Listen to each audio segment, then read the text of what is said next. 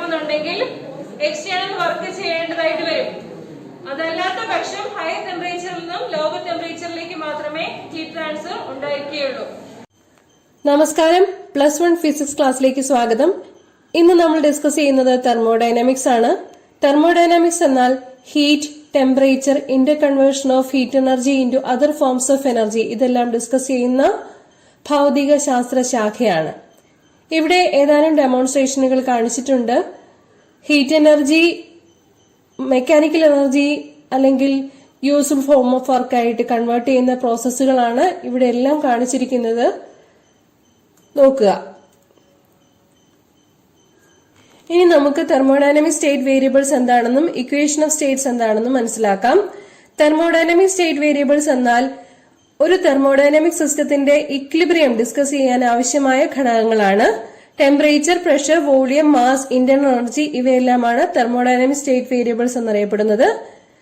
Equation of state എന്നാൽ thermodynamic വേരിയബിൾസിനെ ബന്ധിപ്പിക്കുന്ന ഇക്വേഷൻസ് ആണ്. ഉദാഹരണം ideal gas equation PV = μRT. P pressure, V volume, R universal gas constant, T temperature, μ number of moles. μ അല്ലെങ്കിൽ N എന്ന് സൂചിപ്പിക്കാറുണ്ട്. ഇത് ഡീറ്റെയിൽ ആയിട്ട് തുടർന്ന് കാണുന്നതാണ്. തെർമോഡൈനാമിക് വേരിയബിൾസിനെ രണ്ടായി ക്ലാസിഫൈ ചെയ്തിട്ടുണ്ട്. ഇന്റൻസീവ് വേരിയബിൾസ് എന്നും എക്സ്റ്റൻസീവ് വേരിയബിൾസ് എന്നും. ഇന്റൻസീവ് വേരിയബിൾസ് എന്നാൽ സിസ്റ്റത്തിനെ ഡിവൈഡ് ചെയ്ത് കഴിയുമ്പോൾ വേരിയബിൾസിന് വ്യത്യാസമൊന്നും വരുന്നില്ലെങ്കിൽ അവയാണ് ഇന്റൻസീവ് വേരിയബിൾസ്. ഉദാഹരണം pressure, temperature, tension etcetera. Okay. Extensive variables എന്നാൽ സിസ്റ്റത്തിനെ ഡിവൈഡ് ചെയ്യുമ്പോൾ വേരിയബിൾസിന്റെ വാല്യൂസും ഡിവൈഡ് ചെയ്തു പോകുന്നുണ്ടെങ്കിൽ അത്തരം വാല്യൂസ് ആണ് extensive variables. The variables which are changed or for each part of the system when it is divided into 2 or more. അവയാണ് extensive variables. ഇവിടെ intensive വേരിയബിൾസിന്റെയും extensive വേരിയബിൾസിന്റെയും demonstration കാണിച്ചിരിക്കുന്നു. നോക്കുക. പ്രഷർ, വോളിയം, ടെമ്പറേച്ചർ, മാസ് ഇവയെല്ലാം എടുക്കുകയാണെങ്കിൽ പ്രഷറിന് intensive variable ആണ്, temperature intensive variable ആണ്. സിസ്റ്റത്തിനെ divide ചെയ്താലും പ്രഷറിനും ടെമ്പറേച്ചറിനും വ്യത്യാസം വരുന്നില്ല. പക്ഷെ വോളിയം എന്നതും മാസ് എന്നതും എക്സ്റ്റൻസീവ് വേരിയബിൾ ആണ്. വോളിയം ഡിവൈഡ് ചെയ്താൽ അതിനനുസരിച്ച് വ്യത്യാസം ഉണ്ടാകും. മാസ് സിസ്റ്റത്തിനെ പലതായിട്ട് ഡിവൈഡ് ചെയ്യുന്നതിനനുസരിച്ച് മാസും സിസ്റ്റത്തിന്റെ വ്യത്യാസപ്പെടും. ഓക്കെ. അവയാണ് intensive and extensive variables. Thermal equilibrium എന്നാൽ എന്താണ്? രണ്ട് സിസ്റ്റങ്ങൾ കൺസിഡർ ചെയ്തിട്ടുണ്ട്, എയും ബിയും. അവിടെയുള്ള വേരിയബിൾസ് പ്രഷർ, വോളിയം, ടെമ്പറേച്ചർ ഇവയാണ്. രണ്ടിലും ഗ്യാസ് ആണ് എടുത്തിരിക്കുന്നതെന്ന് എളുപ്പത്തിന് വിചാരിക്കാം. ഇപ്പോൾ വേരിയബിൾസ് പ്രഷർ, വോളിയം, ടെമ്പറേച്ചർ ആണ്. ഈ രണ്ട് സിസ്റ്റങ്ങളും തെർമൽ ഇക്വിലിബ്രിയത്തിലാണെങ്കിൽ അവയുടെ ടെമ്പറേച്ചർ സെയിം ആയിരിക്കും. ഓക്കെ. രണ്ട് സിസ്റ്റങ്ങളും അഡിയബാറ്റിക് വാൾ കൊണ്ട് സെപ്പറേറ്റ് ചെയ്തിട്ടുണ്ട്. എന്താണ് അഡിയബാറ്റിക് വാൾ എന്ന് പറഞ്ഞാല് ഹീറ്റ് എക്സ്ചേഞ്ച് പോസിബിൾ അല്ലാത്ത വാളാണ് adiabatic wall. Adiabatic wall between two thermodynamic systems does not allow heat or matter to pass across it. ഈ രണ്ട് സിസ്റ്റങ്ങളിലെയും ഹീറ്റ് കണ്ടന്റിനെ എക്സ്ചേഞ്ച് ചെയ്യാൻ അനുവദിക്കാത്ത വാളാണ് അഡിയബാറ്റിക് വാൾ. ഇനി നമുക്ക് രണ്ട് മെറ്റൽ ബ്ലോക്കുകളുടെ തെർമൽ ഇക്വിലിബ്രിയം എങ്ങനെ എക്സ്പ്ലെയിൻ ചെയ്യാമെന്ന് നോക്കാം. ഇവിടെ T1, T2 ടെമ്പറേച്ചറിലുള്ള രണ്ട് മെറ്റൽ ബ്ലോക്കുകൾ കൺസിഡർ ചെയ്യാം. T2 എന്ന ടെമ്പറേച്ചറിലുള്ള മെറ്റൽ ബ്ലോക്കിനെ ഹീറ്റ് ചെയ്യാണ്. ഹീറ്റ് ചെയ്ത് നന്നായി ചൂടാക്കി കഴിഞ്ഞതിന് ശേഷം T1 ടെമ്പറേച്ചറിലുള്ള മെറ്റൽ ബ്ലോക്കിന്റെ അടുത്ത് കൊണ്ടുവന്ന് വെക്കുന്നു. അപ്പൊ എന്താണ് സംഭവിക്കുക? ചൂട് കൂടുതലുള്ളതിൽ നിന്നും ചൂട് കുറഞ്ഞതിലേക്ക് ഹീറ്റ് ട്രാൻസ്ഫർ നടക്കും. ഏതുവരെ? രണ്ടിന്റെയും ടെമ്പറേച്ചർ സെയിം ആകുന്നത് വരെ ഹീറ്റ് ട്രാൻസ്ഫർ നടക്കും. Okay. So we say heat transfer occurs when both are in thermal equilibrium with each other. നോക്കിക്കോളൂ. Out of the two metal blocks, one is heated and brought in contact with each other. Then what happens? Heat transfers from hot body to the cold body till they reach in thermal equilibrium. രണ്ടിന്റെയും temperature same ആകുന്നത് വരെ hot ബോഡിയിൽ നിന്നും called ബോഡിയിലേക്ക് heat transfer നടക്കും, temperature same ആകുന്നത് വരെ. Okay. Zeroth law of thermodynamics. ഇവിടെ 3 സിസ്റ്റങ്ങൾ കാണിച്ചിട്ടുണ്ട്, എ, ബി, സി. എയും സിയും തെർമൽ ഇക്വിലിബ്രിയത്തിലാണ്, ബിയും സിയും തെർമൽ ഇക്വിലിബ്രിയത്തിലാണ്. അതായത് എയുടെയും സിയുടെയും ടെമ്പറേച്ചർ സെയിം ആണ്, ബിയുടെയും സിയുടെയും ടെമ്പറേച്ചർ സെയിം ആണ്. അങ്ങനെയാണെങ്കിൽ സീറോത്ത് ലോ ഓഫ് തെർമോഡൈനാമിക്സ് പറയുന്നത് എയും ബിയും പരസ്പരം തെർമൽ ഇക്വിലിബ്രിയത്തിലായിരിക്കും എന്നാണ്. The Zeroth Law of Thermodynamics states that two systems in thermal equilibrium with a third are in thermal equilibrium with each other. Okay? ഒരു demonstration നോക്കാം.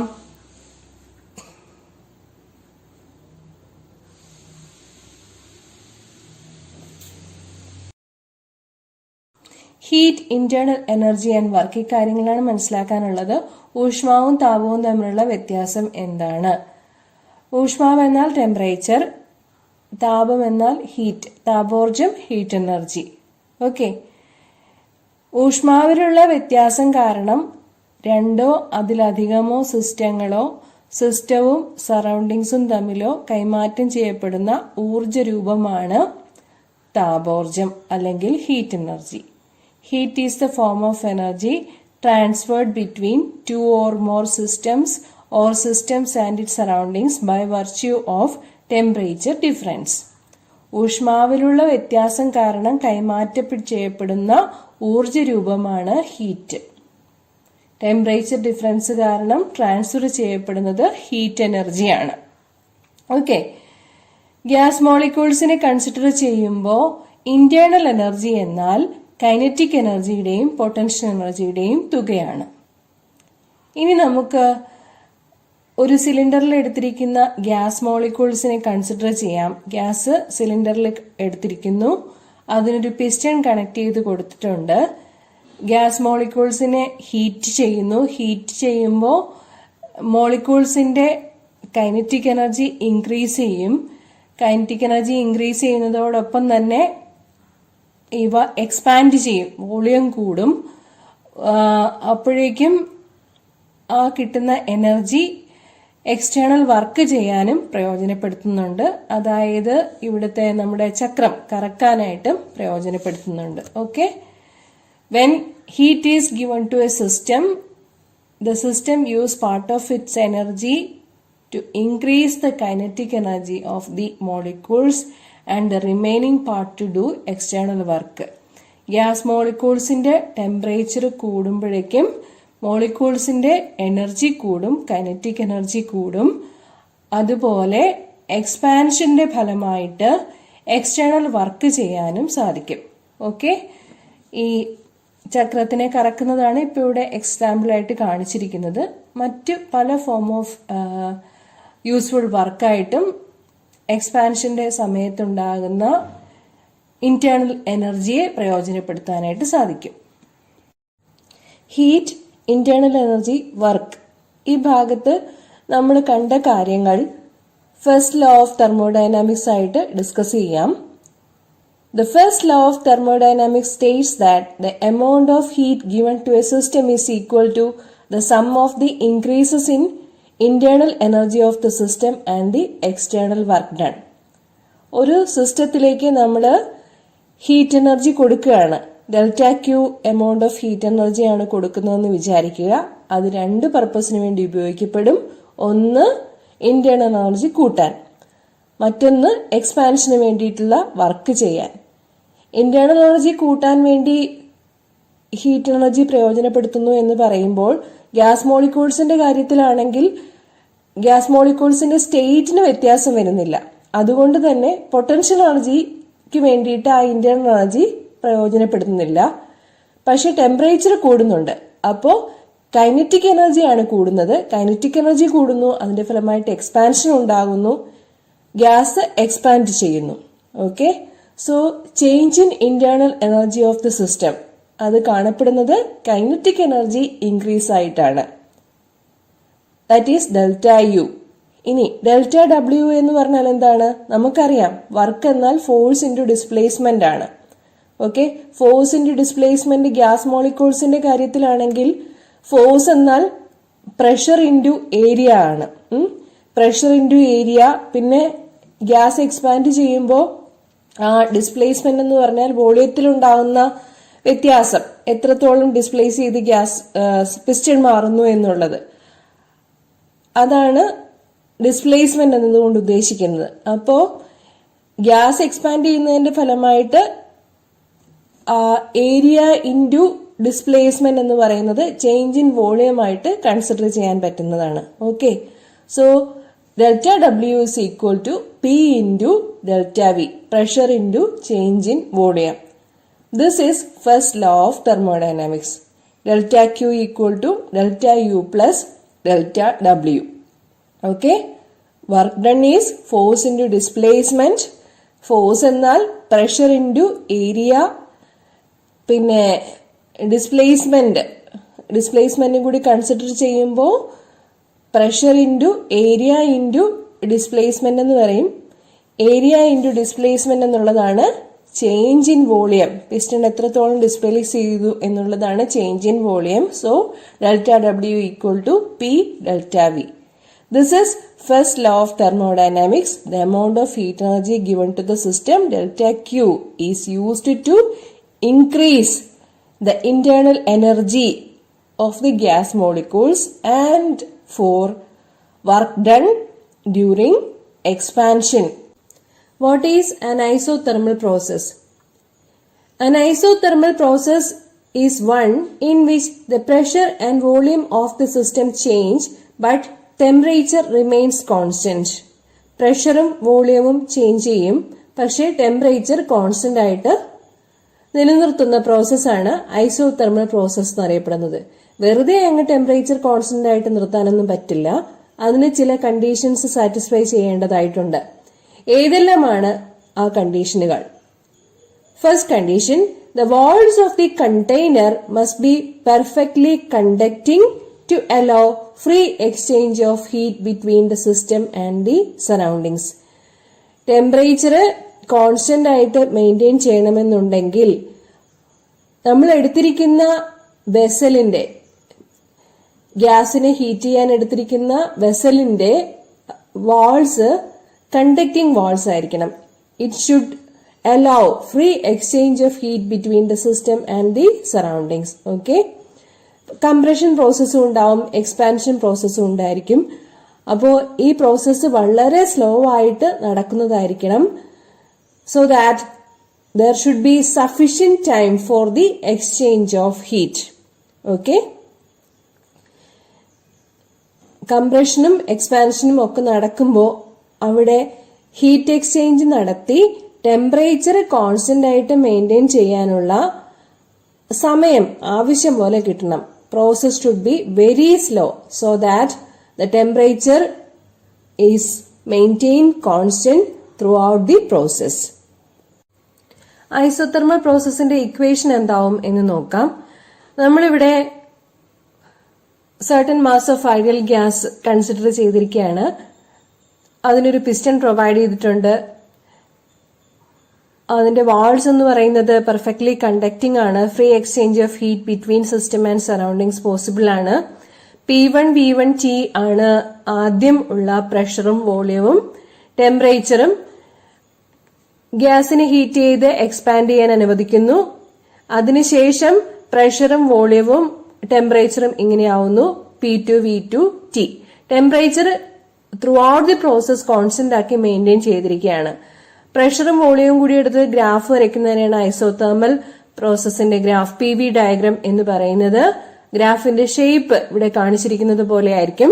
Four 1 mol of an ideal gas, we know the equation is PV equal to RT. Before expansion, the condition was P1 V1 equal to RT. After expansion, it is P2 V2 equal to RT. So, we have for an isothermal process, the equation P1 V1 equal to P2 V2. A gas can be heated keeping either its pressure a constant or its volume a constant. Here, in the isothermal process we consider the work to be pressure into change in volume. Okay, volume ഒരു ചെറിയ quantity dV change ചെയ്യാൻ വേണ്ടിയിട്ട് ഉള്ള work done dW ആണെന്നിരിക്കട്ടെ. then dW will be P into dV. Okay, total volume change ചെയ്യുന്നത് V1 ൽ നിന്നും V2ലേക്കാണ്. എക്സ്പാൻഷന് മുമ്പ് വോളിയം V1 ആയിരുന്നു, എക്സ്പാൻഷന് ശേഷം വോളിയം V2 ആണെന്നാണ് എടുക്കുന്നത്. then total work done will be W equal to integral V1 to V2 PdV. We know the ideal gas equation for mu moles of an ideal gas PV equal to mu RT. From this, P equal to mu RT divided by V. Let us substitute the value of P, which is mu RT divided by V, in the expression W equal to integral V1 to V2 PdV. Then we have W equal to integral V1 to V2 mu RT divided by V into dV. Okay. mu RT എന്ന് പറയുന്നത് constant ആണ്, volume change ചെയ്യുന്ന കേസാണ് എടുക്കുന്നത്. So ഇന്റഗ്രേഷന് പുറത്ത് അല്ലെങ്കിൽ integration consider ചെയ്യേണ്ടത് വോളിയത്തിന്റെ കേസിൽ മാത്രമാണ്. So W equal to mu RT into integral V1 to V2 dV divided by V. Integral 1 by V dV എന്നാൽ log V ആണ്. ലിമിറ്റ്സ് അപ്ലൈ ചെയ്യുക. അപ്പർ ലിമിറ്റ് V2 ആണ്, ലോവർ ലിമിറ്റ് V1 ആണ്. So W will be mu RT into log V2 minus V1. Natural ലോഗരിതമാണ് ഇവിടെ കൊടുത്തിരിക്കുന്നത്. Common logarithm വേണമെങ്കിലും apply ചെയ്യാവുന്നതാണ്. നാച്ചുറൽ ലോഗരിതം കൊടുത്തിരിക്കുന്നു. Okay, so our expression will be W equal to mu RT log V2 minus log V1. log V2 minus log V1 എന്നാൽ log V2 by V1 ആണ്. Okay, so work done during an isothermal process will be obtained as W equal to mu RT log V2 divided by V1. ഇനി ഇത് തന്നെ നമുക്ക് പ്രഷറിന്റെ ടേംസിലും കൊടുക്കാൻ സാധിക്കും. P1 V1 equal to P2 V2 എന്നുള്ള രീതിയിൽ കൊടുത്തു കഴിഞ്ഞാൽ V2 by V1 പകരം P1 by P2 എന്ന് കിട്ടുന്നതാണ്. Then the expression for work done will be W equal to mu RT log P1 divided by P2. Okay. SI system പ്രകാരമുള്ള specific heat കപ്പാസിറ്റിയുടെ definition ആണ് പറയുന്നത്. It is the amount of heat energy required to raise the temperature of unit mass of the substance through 1 kelvin. 1 kilogram മാസിന്റെ temperature 1 kelvin ഉയർത്തുന്നതിന് ആവശ്യമായിട്ടുള്ള heat എനർജിയെ പറയുന്ന പേരാണ് specific heat capacity. C equal to delta Q divided by M delta T എന്നതാണ് equation. Delta Q heat എനർജിയെ സൂചിപ്പിക്കുന്നു, M മാസിനെ സൂചിപ്പിക്കുന്നു, ഡെൽറ്റ ടി അബ്സല്യൂട്ട് ടെമ്പറേച്ചർ, എത്ര ടെമ്പറേച്ചർ റൈസ് ആണ് ഉണ്ടാവുന്നത് എന്നുള്ളതിനെ സൂചിപ്പിക്കുന്നു. സ്പെസിഫിക് ഹീറ്റ് കപ്പാസിറ്റിയുടെ unit joule per kilogram kelvin ആണ്. കിലോഗ്രാം എഴുതുമ്പോൾ സ്മോൾ കെ സ്മോൾ ജി എന്നാണ് വേണ്ടത്. പലപ്പോഴും തെറ്റി ക്യാപിറ്റൽ കെ എഴുതി കാണാറുണ്ട്. ക്യാപിറ്റൽ കെ കെൽവിന്റെ സിമ്പൽ ആണ്. കിലോഗ്രാം എന്ന് എഴുതുമ്പോൾ സ്മോൾ കെ സ്മോൾ ജി തന്നെ എഴുതണം. ഇവിടെയും അത് തെറ്റായിട്ടാണ് സൂചിപ്പിച്ചിരിക്കുന്നത്. ബാക്കി എല്ലാ കാര്യങ്ങളും ശരിയാണ്. Capital J per small K G capital K, അതാണ് ജൂൾ പെർ കിലോഗ്രാം കെൽവിൻ എന്ന് പറഞ്ഞു കഴിഞ്ഞാൽ. ഓക്കെ, ഡയമെൻഷൻ വരുന്നത് L² T⁻²2 K⁻⁻1 എന്നായിരിക്കും. ഓക്കെ, M⁻�0യുടെ വാല്യൂ 1 ആണ്.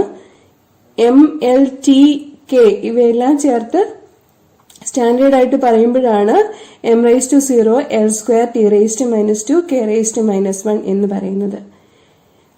സ്പെസിഫിക് ഹീറ്റ് കപ്പാസിറ്റി 2 തരത്തിൽ ഡിഫൈൻ ചെയ്യാൻ സാധിക്കും. Specific heat at constant volume and specific heat at constant pressure.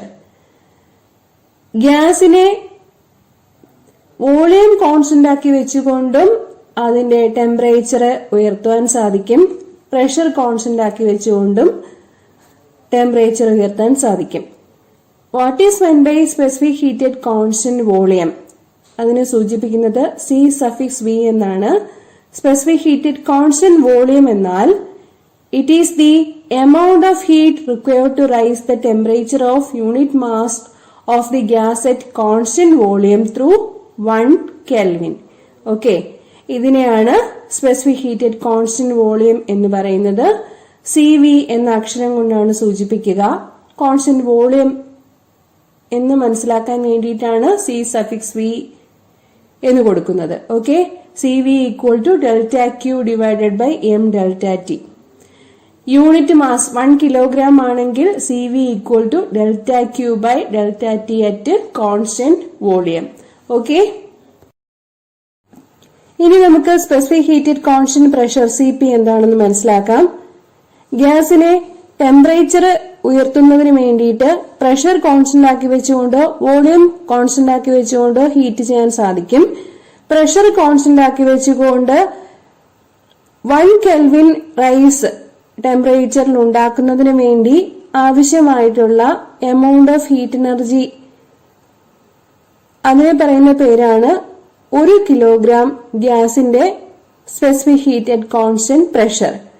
Specific heated constant pressure is the amount of heat delta Q required to raise the temperature delta T of unit mass of the gas at constant pressure through 1 Kelvin. നമ്മുടെ kelvin absolute unit of temperature ആണ്. അപ്പൊ അതിന് degree എന്ന് പറയാറില്ല. ടെമ്പറേച്ചറിന്റെ SI unit എന്ന് പറയുന്നത് kelvin ആണ്. അപ്പോൾ 1 കെൽവിൻ എന്ന് പറഞ്ഞാൽ മതിയാകും. Okay, not 1 degree, 1 kelvin. Degree എന്ന് പറയുന്നത് ഡിഗ്രി സെൽഷ്യസ് പറയാറുണ്ട്, ഡിഗ്രി ഫാരൻഹീറ്റ് പറയാറുണ്ട്. പക്ഷെ SI യൂണിറ്റ് എന്ന് പറയുന്നത് കെൽവിൻ ആണ്. അതൊരു അബ്സല്യൂട്ട് യൂണിറ്റ് ആണ്. സോ ഡിഗ്രി കെൽവിൻ എന്ന് പറയാറില്ല. Okay, CP = ΔQ / m ΔT എന്നതാണ് ഇക്വേഷൻ. M സ്മോൾ ലെറ്റർ ആണ് ഉപയോഗിക്കുക. ΔT ടെമ്പറേച്ചറിനെ കാണിക്കാൻ ക്യാപിറ്റൽ T ആണ് ഉപയോഗിക്കുക. CP = ΔQ / ΔT at constant pressure. ബ്രാക്കറ്റിൽ കൊടുത്തിട്ട് P കാണിച്ചു കഴിഞ്ഞാൽ പ്രഷർ കോൺസ്റ്റന്റ് ആക്കി വെച്ചുകൊണ്ട് ഗ്യാസിനെ ഹീറ്റ് ചെയ്യുന്നു. അപ്പോൾ ആവശ്യമായിട്ടുള്ള എമൗണ്ട് ഓഫ് ഹീറ്റ് എനർജി എന്നാണ് അർത്ഥം. ഓക്കെ, ഇവിടെ മാസ് 1 കിലോഗ്രാം ആയിട്ടാണ് എടുത്തിരിക്കുന്നത്. CP, CV കാര്യങ്ങൾ മനസ്സിലായിട്ടുണ്ടാവും എന്ന് വിചാരിക്കുന്നു. Ratio of specific heats CP/CV. ഇതിനെ ഒരു ഗ്രീക്ക് ആൽഫബറ്റ് ആയ ഗാമ കൊണ്ടാണ് സൂചിപ്പിക്കാറുള്ളത്. Gamma = CP/CV, ratio of specific heats. Adiabatic process discuss ചെയ്യുമ്പോൾ ഗാമയ്ക്ക് പ്രത്യേക പ്രാധാന്യമുണ്ട്.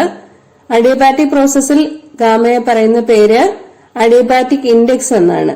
Okay, gamma = CP/CV. ഗാമയുടെ വാല്യൂ 1.66 ആണ്.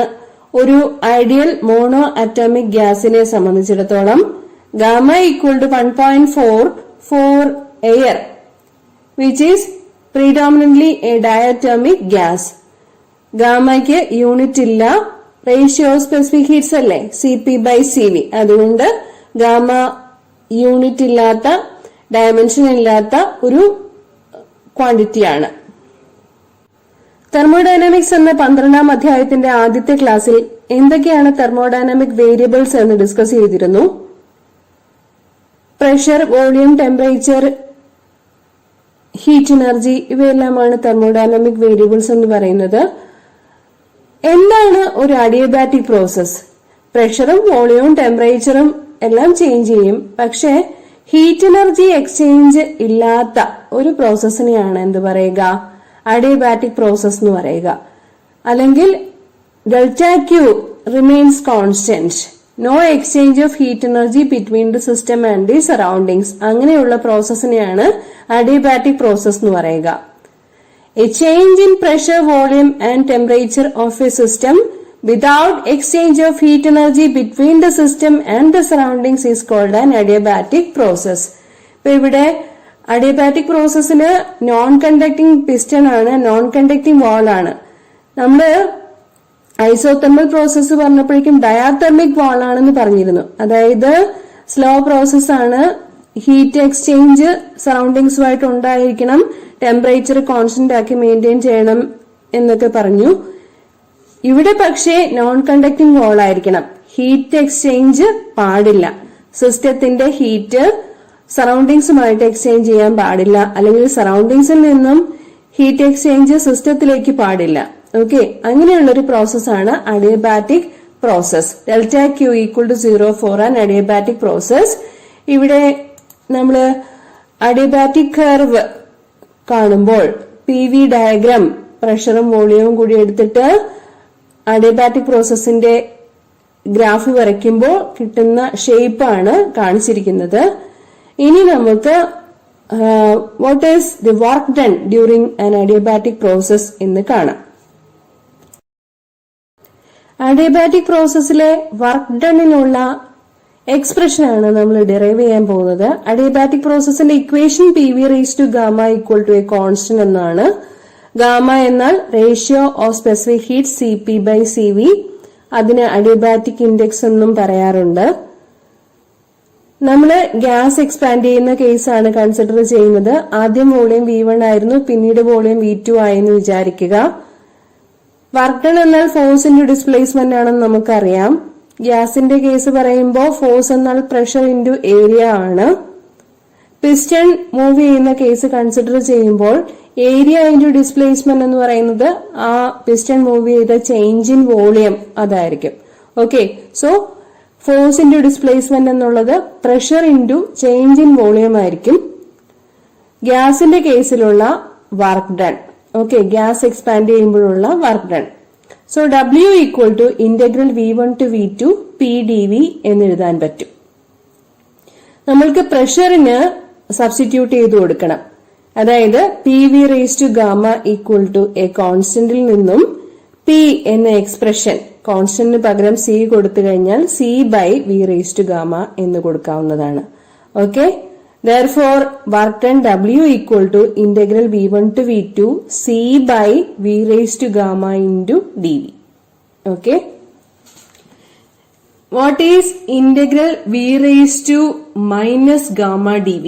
അല്ലെങ്കിൽ what is integral 1/V raised to gamma dV? Integral x raised to n dx എന്ന് പറഞ്ഞാൽ x raised to n plus 1/n plus 1 ആണെന്ന് അറിയാം. ആ ഇക്വേഷനിൽ അങ്ങ് സബ്സ്റ്റിറ്റ്യൂട്ട് ചെയ്ത് കൊടുത്താൽ മതി. അതായത് integral V raised to minus gamma dV എന്നാൽ V raised to minus gamma plus 1 divided by minus gamma plus 1 എന്നായിരിക്കും വരിക. ഈ മൈനസ് ആദ്യം വരുന്നതിനുള്ള അഭംഗി മാറ്റാൻ വേണ്ടിയിട്ട് V raised to 1 minus gamma divided by 1 minus gamma എന്ന് കൊടുക്കാം. ഓക്കെ, ഇപ്പൊ ഇവിടെ ലിമിറ്റ്സും കൂടി അപ്ലൈ ചെയ്യണം. അപ്പർ ലിമിറ്റ് ആണ് ആദ്യം കൊടുക്കേണ്ടത് V2, ലോവർ ലിമിറ്റ് രണ്ടാമത്. അപ്പൊ എക്സ്പ്രഷൻ ഇങ്ങനെ മാറും 1/1 മൈനസ് ഗാമ ഇൻറ്റു ബ്രാക്കറ്റില് C/V2 raise to gamma minus 1 minus 1/V1 raise to gamma minus 1. Okay, ഇപ്പൊ ഇവിടെ നമുക്ക് V2യിലുള്ള കോൺസ്റ്റന്റിന്റെ എക്സ്പ്രഷൻ എഴുതാൻ പറ്റണം. PV raise to gamma equal to constant എന്നുള്ളത് V2ന് പറ്റുന്ന രീതിയിലും V1ന് പറ്റുന്ന രീതിയിലും റീഅറേഞ്ച് ചെയ്ത് എഴുതണം. Okay, therefore W equal to 1/1 minus gamma into P2 V2 raised to gamma divided by V2 raised to gamma minus 1 minus P1 V1 raised to gamma divided by V1 raised to gamma minus 1 എന്നായിരിക്കും വരിക. V2 raised to gamma divided by V2 raised to gamma minus 1. അവിടുത്തെ V2 raised to gamma V2 raised to gamma cancel ആയി പോവും. പിന്നെന്താ 1/V2 raised to minus 1 എന്നാ വരിക. അത് ന്യൂമറേറ്ററിലേക്ക് പോകുമ്പോ എന്താ വരുന്നത്? V2 എന്നായിരിക്കും. അതായത് എക്സ്പ്രഷൻ ഇങ്ങനെയാവും കിട്ടുക. W work done equal to 1/1 minus gamma into P2 V2 minus P1 V1. Okay, ഇനി 1 മോൾ ഓഫ് ആൻ ഐഡിയൽ ഗ്യാസിനുള്ള equation P1 V1 equal to RT1 എന്നും P2 V2 equal to RT2 എന്നും രണ്ട് സ്റ്റേറ്റിൽ കൊടുക്കുകയാണെങ്കിൽ, എക്സ്പാൻഷന് മുമ്പ് എക്സ്പാൻഷന് ശേഷവും കൊടുക്കുകയാണെങ്കിൽ P2 V2 പകരം RT2 എന്ന് കൊടുക്കാം, P1 V1 പകരം RT1 എന്ന് കൊടുക്കാം. Therefore, the final expression for the work done during an adiabatic process will be obtained as W equal to R divided by 1 minus gamma into T2 minus T1. Okay? Derivation മനസ്സിലായിട്ടുണ്ടാവുമെന്നാണ് വിചാരിക്കുന്നത്. Thermodynamic variable ആയ volume constant ആയി maintain ചെയ്യുന്ന പ്രോസസ്സാണ് Isochoric process. A process in which the volume remains constant is called an Isochoric process. Okay. വോളിയത്തിന് മാത്രം വ്യത്യാസം വരുന്നില്ല. Pressure, temperature, internal energy ഇവയെല്ലാം വ്യത്യാസം വരുന്നു. ഫസ്റ്റ് ലോ ഓഫ് തെർമോഡൈനാമിക്സ് അനുസരിച്ച് delta Q equal to delta U plus delta W ആണ്. Internal energy കൂട്ടുന്നതിനും work ഡണിനും വേണ്ടിയിട്ടാണ് കൊടുക്കുന്ന ഹീറ്റ് എനർജി ഉപയോഗിക്കപ്പെടുന്നത്. ഇവിടെ ഐസോകോറിക് പ്രോസസ്സിലെ വർക്ക് ഡൺ എന്ന് പറയുന്നത് 0 ആണ്. കൊടുക്കുന്ന ഹീറ്റ് എനർജി മുഴുവനും ഗ്യാസ് മോളിക്യൂൾസിന്റെ, ടയറിനുള്ളിലെ ഗ്യാസ് മോളിക്യൂൾസിന്റെ ഇന്റേണൽ എനർജി കൂട്ടുന്നതിന് വേണ്ടിയാണ് പ്രയോജനപ്പെടുത്തുന്നത്. വോളിയം കോൺസ്റ്റന്റ് ആയി, ടയറിനുള്ളിലെ ഗ്യാസ് മോളിക്യൂൾസിന്റെ വോളിയം കോൺസ്റ്റന്റ് ആയി തന്നെ മെയിൻറ്റെയിൻ ചെയ്യുന്നുണ്ട്. നമുക്ക് PV ഡയഗ്രാം നോക്കാം. PV ഡയഗ്രാം നോക്കുമ്പോൾ പ്രഷറിന് വ്യത്യാസം വരുന്നുണ്ട്, പക്ഷെ വോളിയം എപ്പോഴും വിയിൽ തന്നെ മെയിൻറ്റെയിൻ ചെയ്യുന്നത് കാണാൻ സാധിക്കും. Okay. Next process is isobaric process. Pressure കോൺസ്റ്റന്റായി മെയിൻറ്റെയിൻ ചെയ്യുന്ന പ്രോസസ്സാണ് ഐസോബാറിക് പ്രോസസ്. ഇവിടെ എക്സാമ്പിൾ കാണിച്ചിട്ടുണ്ട്. ഇവിടെ നമ്മൾ ഹീറ്റ് എനർജി സപ്ലൈ ചെയ്യുന്നത് ഇന്റേണൽ എനർജി കൂട്ടുന്നതിന് വേണ്ടി പ്രയോജനപ്പെടുത്തുന്നു. അതേപോലെ തന്നെ ഗ്യാസിന് എക്സ്പാൻഷനും ഉണ്ടാവുന്നുണ്ട്. PV ഡയഗ്രാം വളരെ ഇമ്പോർട്ടന്റ് ആണ്. വോളിയം വ്യത്യാസപ്പെടുന്നുണ്ട്, പക്ഷെ പ്രഷർ കോൺസ്റ്റന്റ് ആയിട്ട് നിൽക്കുന്നു. So a process in which the pressure remains constant is called an isobaric process. Okay. വളരെ പ്രധാനപ്പെട്ട പ്രോസസ്സാണ് സൈക്ലിക് പ്രോസസ്. ഏതെല്ലാം പ്രോസസ്സുകളിൽ കൂടി കടന്നുപോയിട്ടുണ്ടെങ്കിലും സിസ്റ്റം ഇനിഷ്യൽ സ്റ്റേറ്റിലേക്ക് തന്നെ മടങ്ങി വരുന്നുണ്ടെങ്കിൽ അത്തരം പ്രോസസ്സിനെയാണ് സൈക്ലിക് പ്രോസസ് എന്ന് പറയുന്നത്. In a cyclic process, the system returns to its initial stage. Internal energy change എന്ന് പറയുന്നത് 0 ആണ്. അല്ലെങ്കിൽ internal energy is a constant through out the cyclic process. നമ്മൾ ഫസ്റ്റ് ലോ ഓഫ് തെർമോഡൈനാമിക്സ് വെച്ചിട്ടാണ് പ്രോസസ്സുകളെല്ലാം എക്സ്പ്ലെയിൻ ചെയ്യുക. Delta Q equal to delta U plus delta W. Heat energy supply ചെയ്യുന്നത് internal energy കൂട്ടുന്നതിനും എക്സ്റ്റേണൽ വർക്ക് ഡണിനും വേണ്ടി പ്രയോജനപ്പെടുത്തുന്നു എന്നാണ് ഫസ്റ്റ് ലോ ഓഫ് തെർമോഡൈനാമിക്സ് പറയുന്നത്. ഇവിടെ ഇന്റേണൽ എനർജി ചേഞ്ച് ഇല്ല എന്ന് പറഞ്ഞാൽ അതിന്റെ അർത്ഥം കൊടുക്കുന്ന ഹീറ്റ് എനർജി മുഴുവനും വർക്ക് ഡണിന് വേണ്ടി പ്രയോജനപ്പെടുത്തുന്നു എന്നാണ്.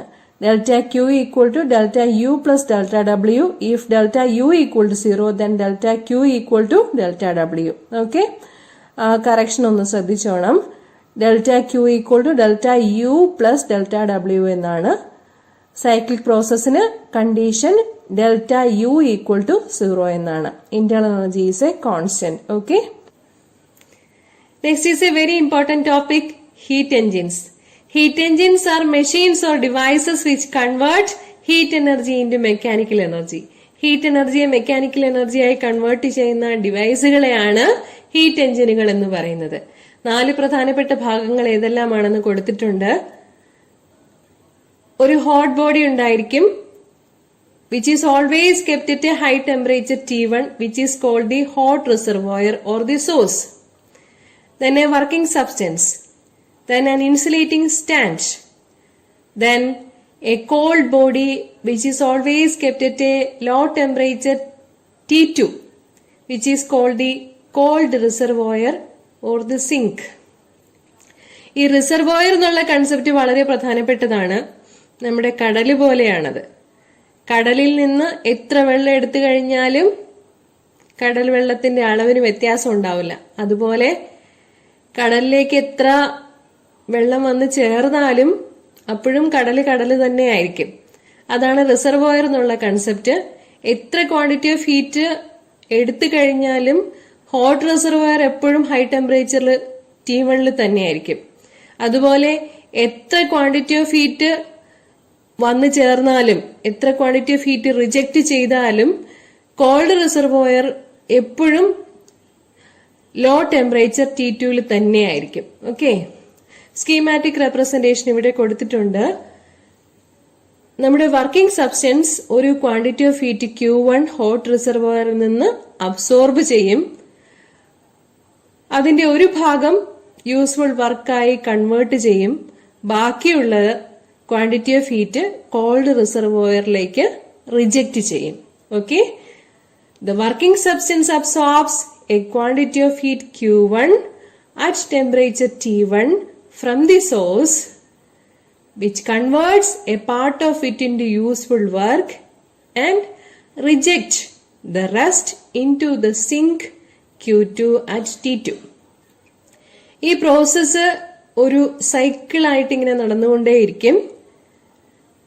This is a continuous process. The working substance returns to the original state after each cycle. By repeating the cycle, work can be continuously obtained. Okay. Heat എഞ്ചിനെ കുറിച്ചുള്ള ഡീറ്റെയിൽഡ് ഡിസ്കഷൻ അടുത്ത ക്ലാസ്സിലാണ് കാണാൻ പോകുന്നത്. Carnot's engine. Carnot's engine is an ideal heat engine.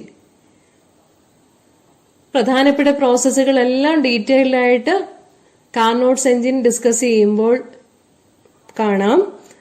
ഇപ്പോ efficiency of a heat engine അതിന്റെ expression just ഒന്ന് മനസ്സിലാക്കുക.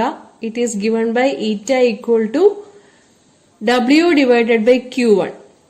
നമ്മൾ കൊടുക്കുന്ന ക്വാണ്ടിറ്റി ഓഫ് ഹീറ്റില് എത്രത്തോളം യൂസ്ഫുൾ വർക്കായി കൺവേർട്ട് ചെയ്യുന്നുണ്ട്. Q1 ക്വാണ്ടിറ്റി ഓഫ് ഹീറ്റിൽ നിന്നും വർക്കായിട്ട് കിട്ടുന്നത് Q1 മൈനസ് Q2 ആയിരിക്കും. Okay, which is 1 minus Q2 by Q1. ഇത് തന്നെ ടെമ്പറേച്ചറിന്റെ ടേംസിൽ എഴുതുകയാണെങ്കിൽ ഇങ്ങനെയായിരിക്കും എക്സ്പ്രഷൻ കിട്ടുക, 1 minus T2 by T1. Okay, Carnot's എഞ്ചിന്റെ പ്രവർത്തനം പഠിച്ച് മനസ്സിലാക്കുന്നതിന് മുമ്പ് രണ്ട് പ്രോസസ്സുകൾ കൂടി പഠിക്കേണ്ടതുണ്ട്. അവയാണ് റിവേഴ്സിബിൾ ആൻഡ് ഇർറിവേഴ്സിബിൾ പ്രോസസ്സസ്. എന്താണ് ഒരു റിവേഴ്സിബിൾ പ്രോസസ് എന്നാൽ? പേര് സൂചിപ്പിക്കുന്നത് പോലെ തന്നെ ഒരു പ്രോസസ്സിനെ റിവേഴ്സ് ചെയ്യാൻ പറ്റുമെന്നുണ്ടെങ്കിൽ, ആ പ്രോസസ്സിനെ റീട്രേസ് ചെയ്യാൻ പറ്റുമെന്നുണ്ടെങ്കിൽ അതിനെയാണ് ഒരു റിവേഴ്സിബിൾ പ്രോസസ് എന്ന് പറയുന്നത്. A process is said to be reversible if it can be retraced in the opposite direction so that it passes through exactly the same states in all respects as in the direct process. Direct process നടന്ന് ഒരവസ്ഥയിൽ നിന്ന് മറ്റൊരു അവസ്ഥയിലേക്ക് മാറ്റി എന്നുണ്ടെങ്കിൽ അതേപോലെ തന്നെ തിരിച്ച് ഇനിഷ്യൽ സ്റ്റേജിലേക്ക് വരുത്താൻ പറ്റുമെന്നുണ്ടെങ്കിൽ ആ പ്രോസസ്സിനെയാണ് റിവേഴ്സിബിൾ പ്രോസസ് എന്ന് പറയുക. ചില കണ്ടീഷനുകളൊക്കെ സാറ്റിസ്ഫൈ ചെയ്യേണ്ടതായിട്ടുണ്ട് റിവേഴ്സിബിൾ പ്രോസസ് നടക്കാൻ. ഒന്നാമത്തെ കണ്ടീഷൻ, വളരെ പതുക്കെ ആയിരിക്കണം പ്രോസസ്സ് പ്രോഗ്രസ് ചെയ്യുന്നത്. All steps involve in the process must occur infinitesimally slowly.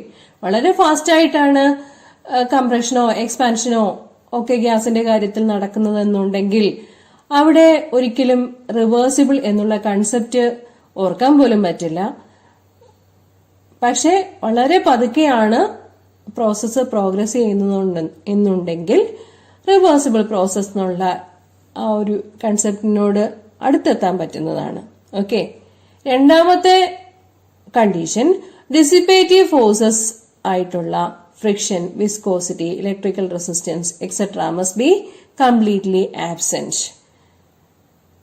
നമുക്കറിയാം, ഒരു സർക്യൂട്ടിൽ കൂടി കറണ്ട് കൺസിഡർ ചെയ്യുകയാണെങ്കിൽ ആ കറണ്ടിനെ പ്രതിരോധിച്ചുകൊണ്ട് സർക്യൂട്ട് ഓഫർ ചെയ്യുന്നതാണ്, കറണ്ട് ഫ്ലോയെ പ്രതിരോധിക്കുന്നതിനെയാണ് ഇലക്ട്രിക്കൽ റെസിസ്റ്റൻസ് എന്ന് പറയുന്നത്. അതുപോലെ തന്നെ ദ്രാവകത്തിന്റെ ഒഴുക്കിനെ പ്രതിരോധിക്കുന്നതാണ് ദ്രാവകത്തിന്റെ വിസ്കോസിറ്റി എന്ന് പറയുന്നത്. ഒരു സാധനം, ഒരു വസ്തു നിരക്കി നീക്കുമ്പോൾ ആ മുന്നോട്ടുള്ള തള്ളലിനെ പ്രതിരോധിക്കുന്നതാണ് ഫ്രിക്ഷണൽ ഫോഴ്സ് എന്ന് പറയുന്നത്. അപ്പൊ ഇതെല്ലാം ഡിസിപ്പേറ്റീവ് ഫോഴ്സസ് ആണ്.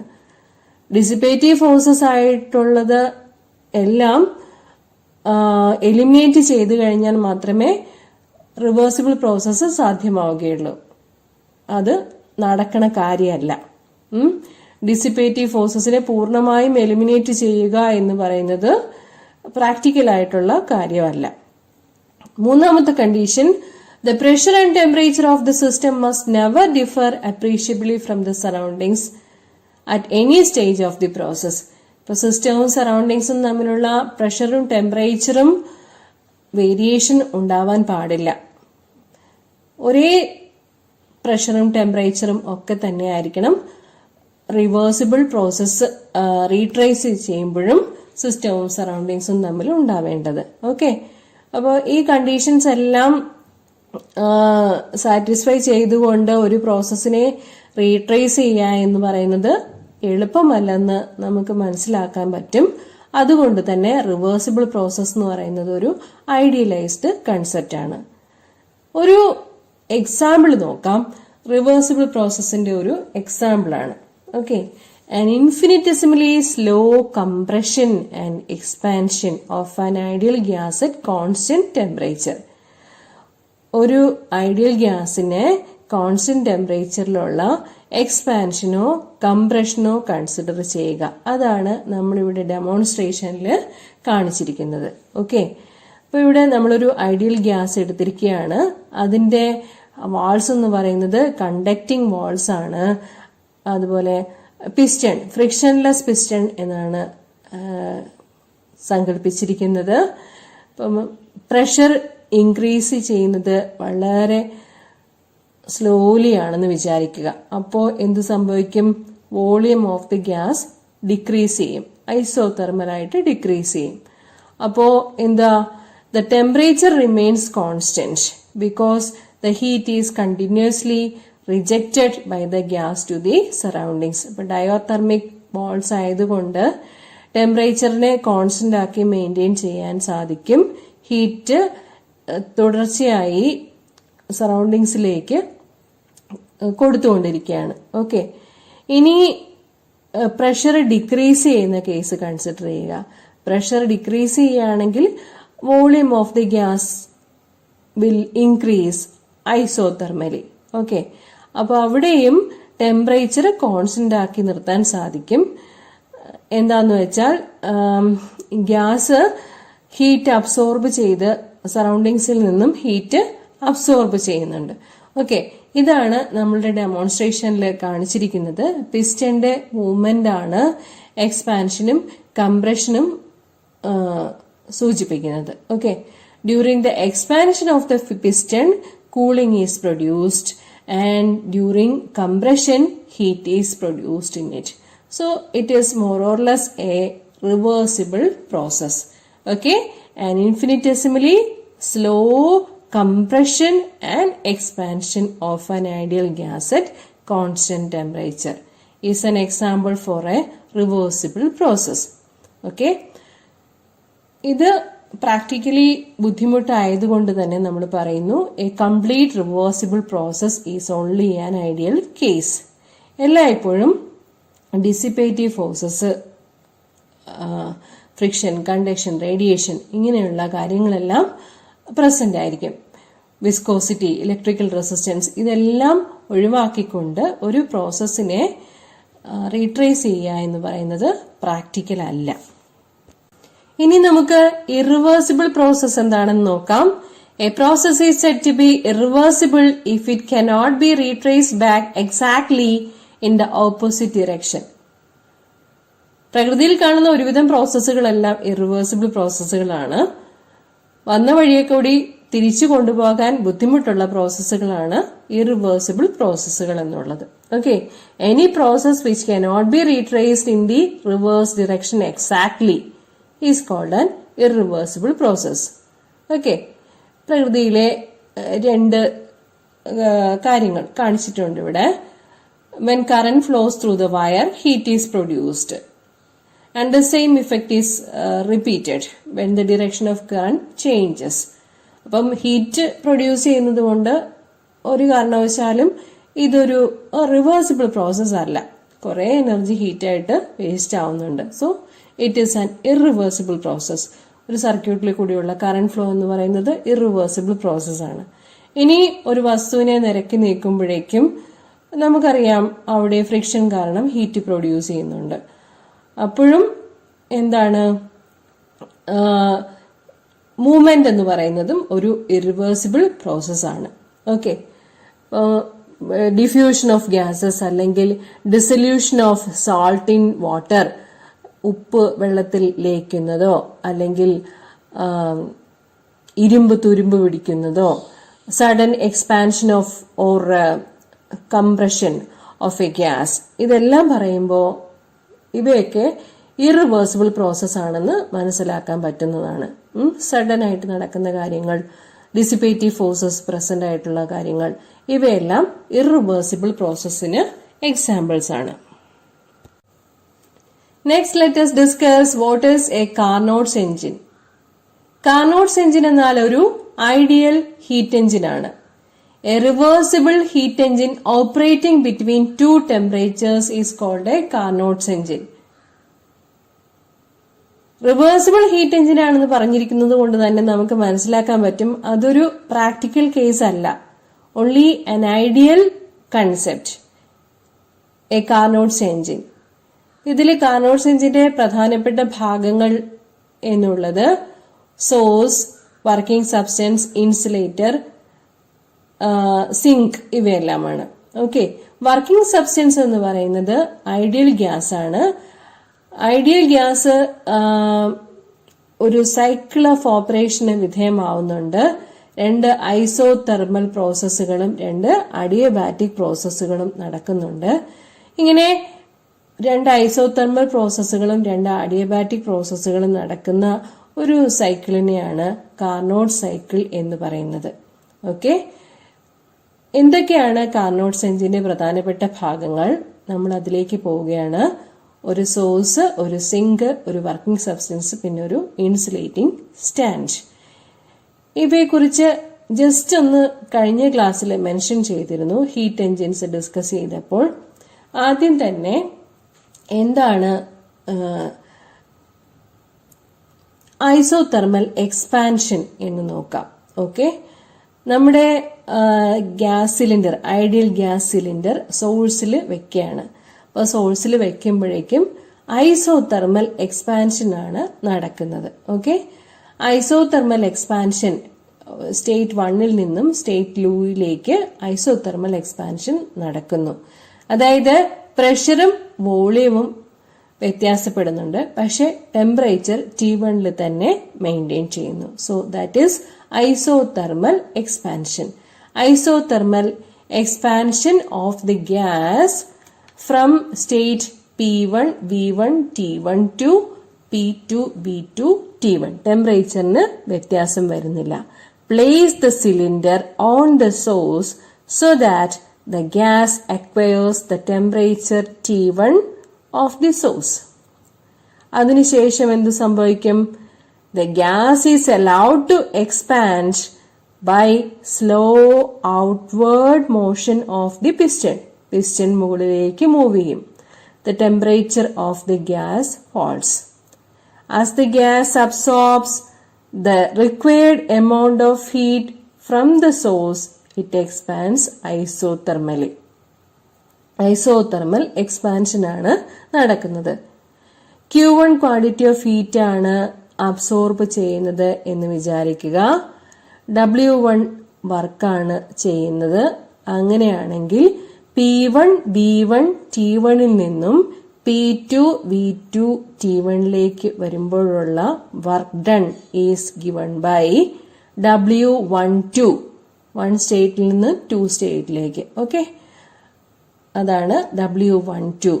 That is given by the expression μR T1 into log V2 by V1. അപ്പോൾ നമ്മുടെ ഐസോതെർമൽ പ്രോസസ് നടക്കുമ്പോഴുള്ള വർക്ക് ഡണിന്റെ എക്സ്പ്രഷൻ മുൻ ക്ലാസ്സുകളിൽ ഡിസ്കസ് ചെയ്തിട്ടുണ്ട്. അതൊന്ന് റെഫർ ചെയ്യണം. ഓക്കെ, സ്റ്റേറ്റ് 1ൽ നിന്നും 2ലേക്ക് ഐസോതെർമൽ എക്സ്പാൻഷൻ ആയിരുന്നു എന്ന് നമ്മൾ പറഞ്ഞു. ഇനി 2ൽ നിന്ന് 3ലേക്ക് അഡിയബാറ്റിക് എക്സ്പാൻഷൻ ആണ്. The gas is now placed on the insulating stand and is allowed to expand slowly till its temperature falls to T2. Temperature T1, high temperature T1ൽ നിന്ന് low temperature T2ലേക്ക് കുറയുന്നത് വരെ gas is allowed to expand. അന്നേരമുള്ള work done W23 ആണെന്ന് വിചാരിക്കുക. Then that is given by mu r into T1 minus T2 divided by gamma minus 1. Okay. രണ്ട് പ്രോസസ്സുകൾ കഴിഞ്ഞു. Isothermal expansion, adiabatic expansion. ഇനിയുള്ളത് ഐസോതെർമൽ കംപ്രഷൻ ആണ്. ഐസോതെർമൽ എന്ന് പറയുമ്പോൾ തന്നെ നമുക്ക് മനസ്സിലാക്കാം എന്താണ്, ടെമ്പറേച്ചർ ഇപ്പോഴുള്ള T2ൽ തന്നെ മെയിൻറ്റെയിൻ ചെയ്യേണ്ടതാണ്. The gas is now placed in thermal contact with the sink at temperature T2. ഇനി ഗ്യാസിനെ കംപ്രസ് ചെയ്യും. കംപ്രസ് ചെയ്യുമ്പോൾ ഹീറ്റ് പ്രൊഡ്യൂസ് ചെയ്യും. It easily flows to the sink. The gas is slowly compressed so that as heat is produced, it easily flows to the sink. Temperature T2ൽ തന്നെ maintain ചെയ്യും. അതാണ് isothermal compression. Okay.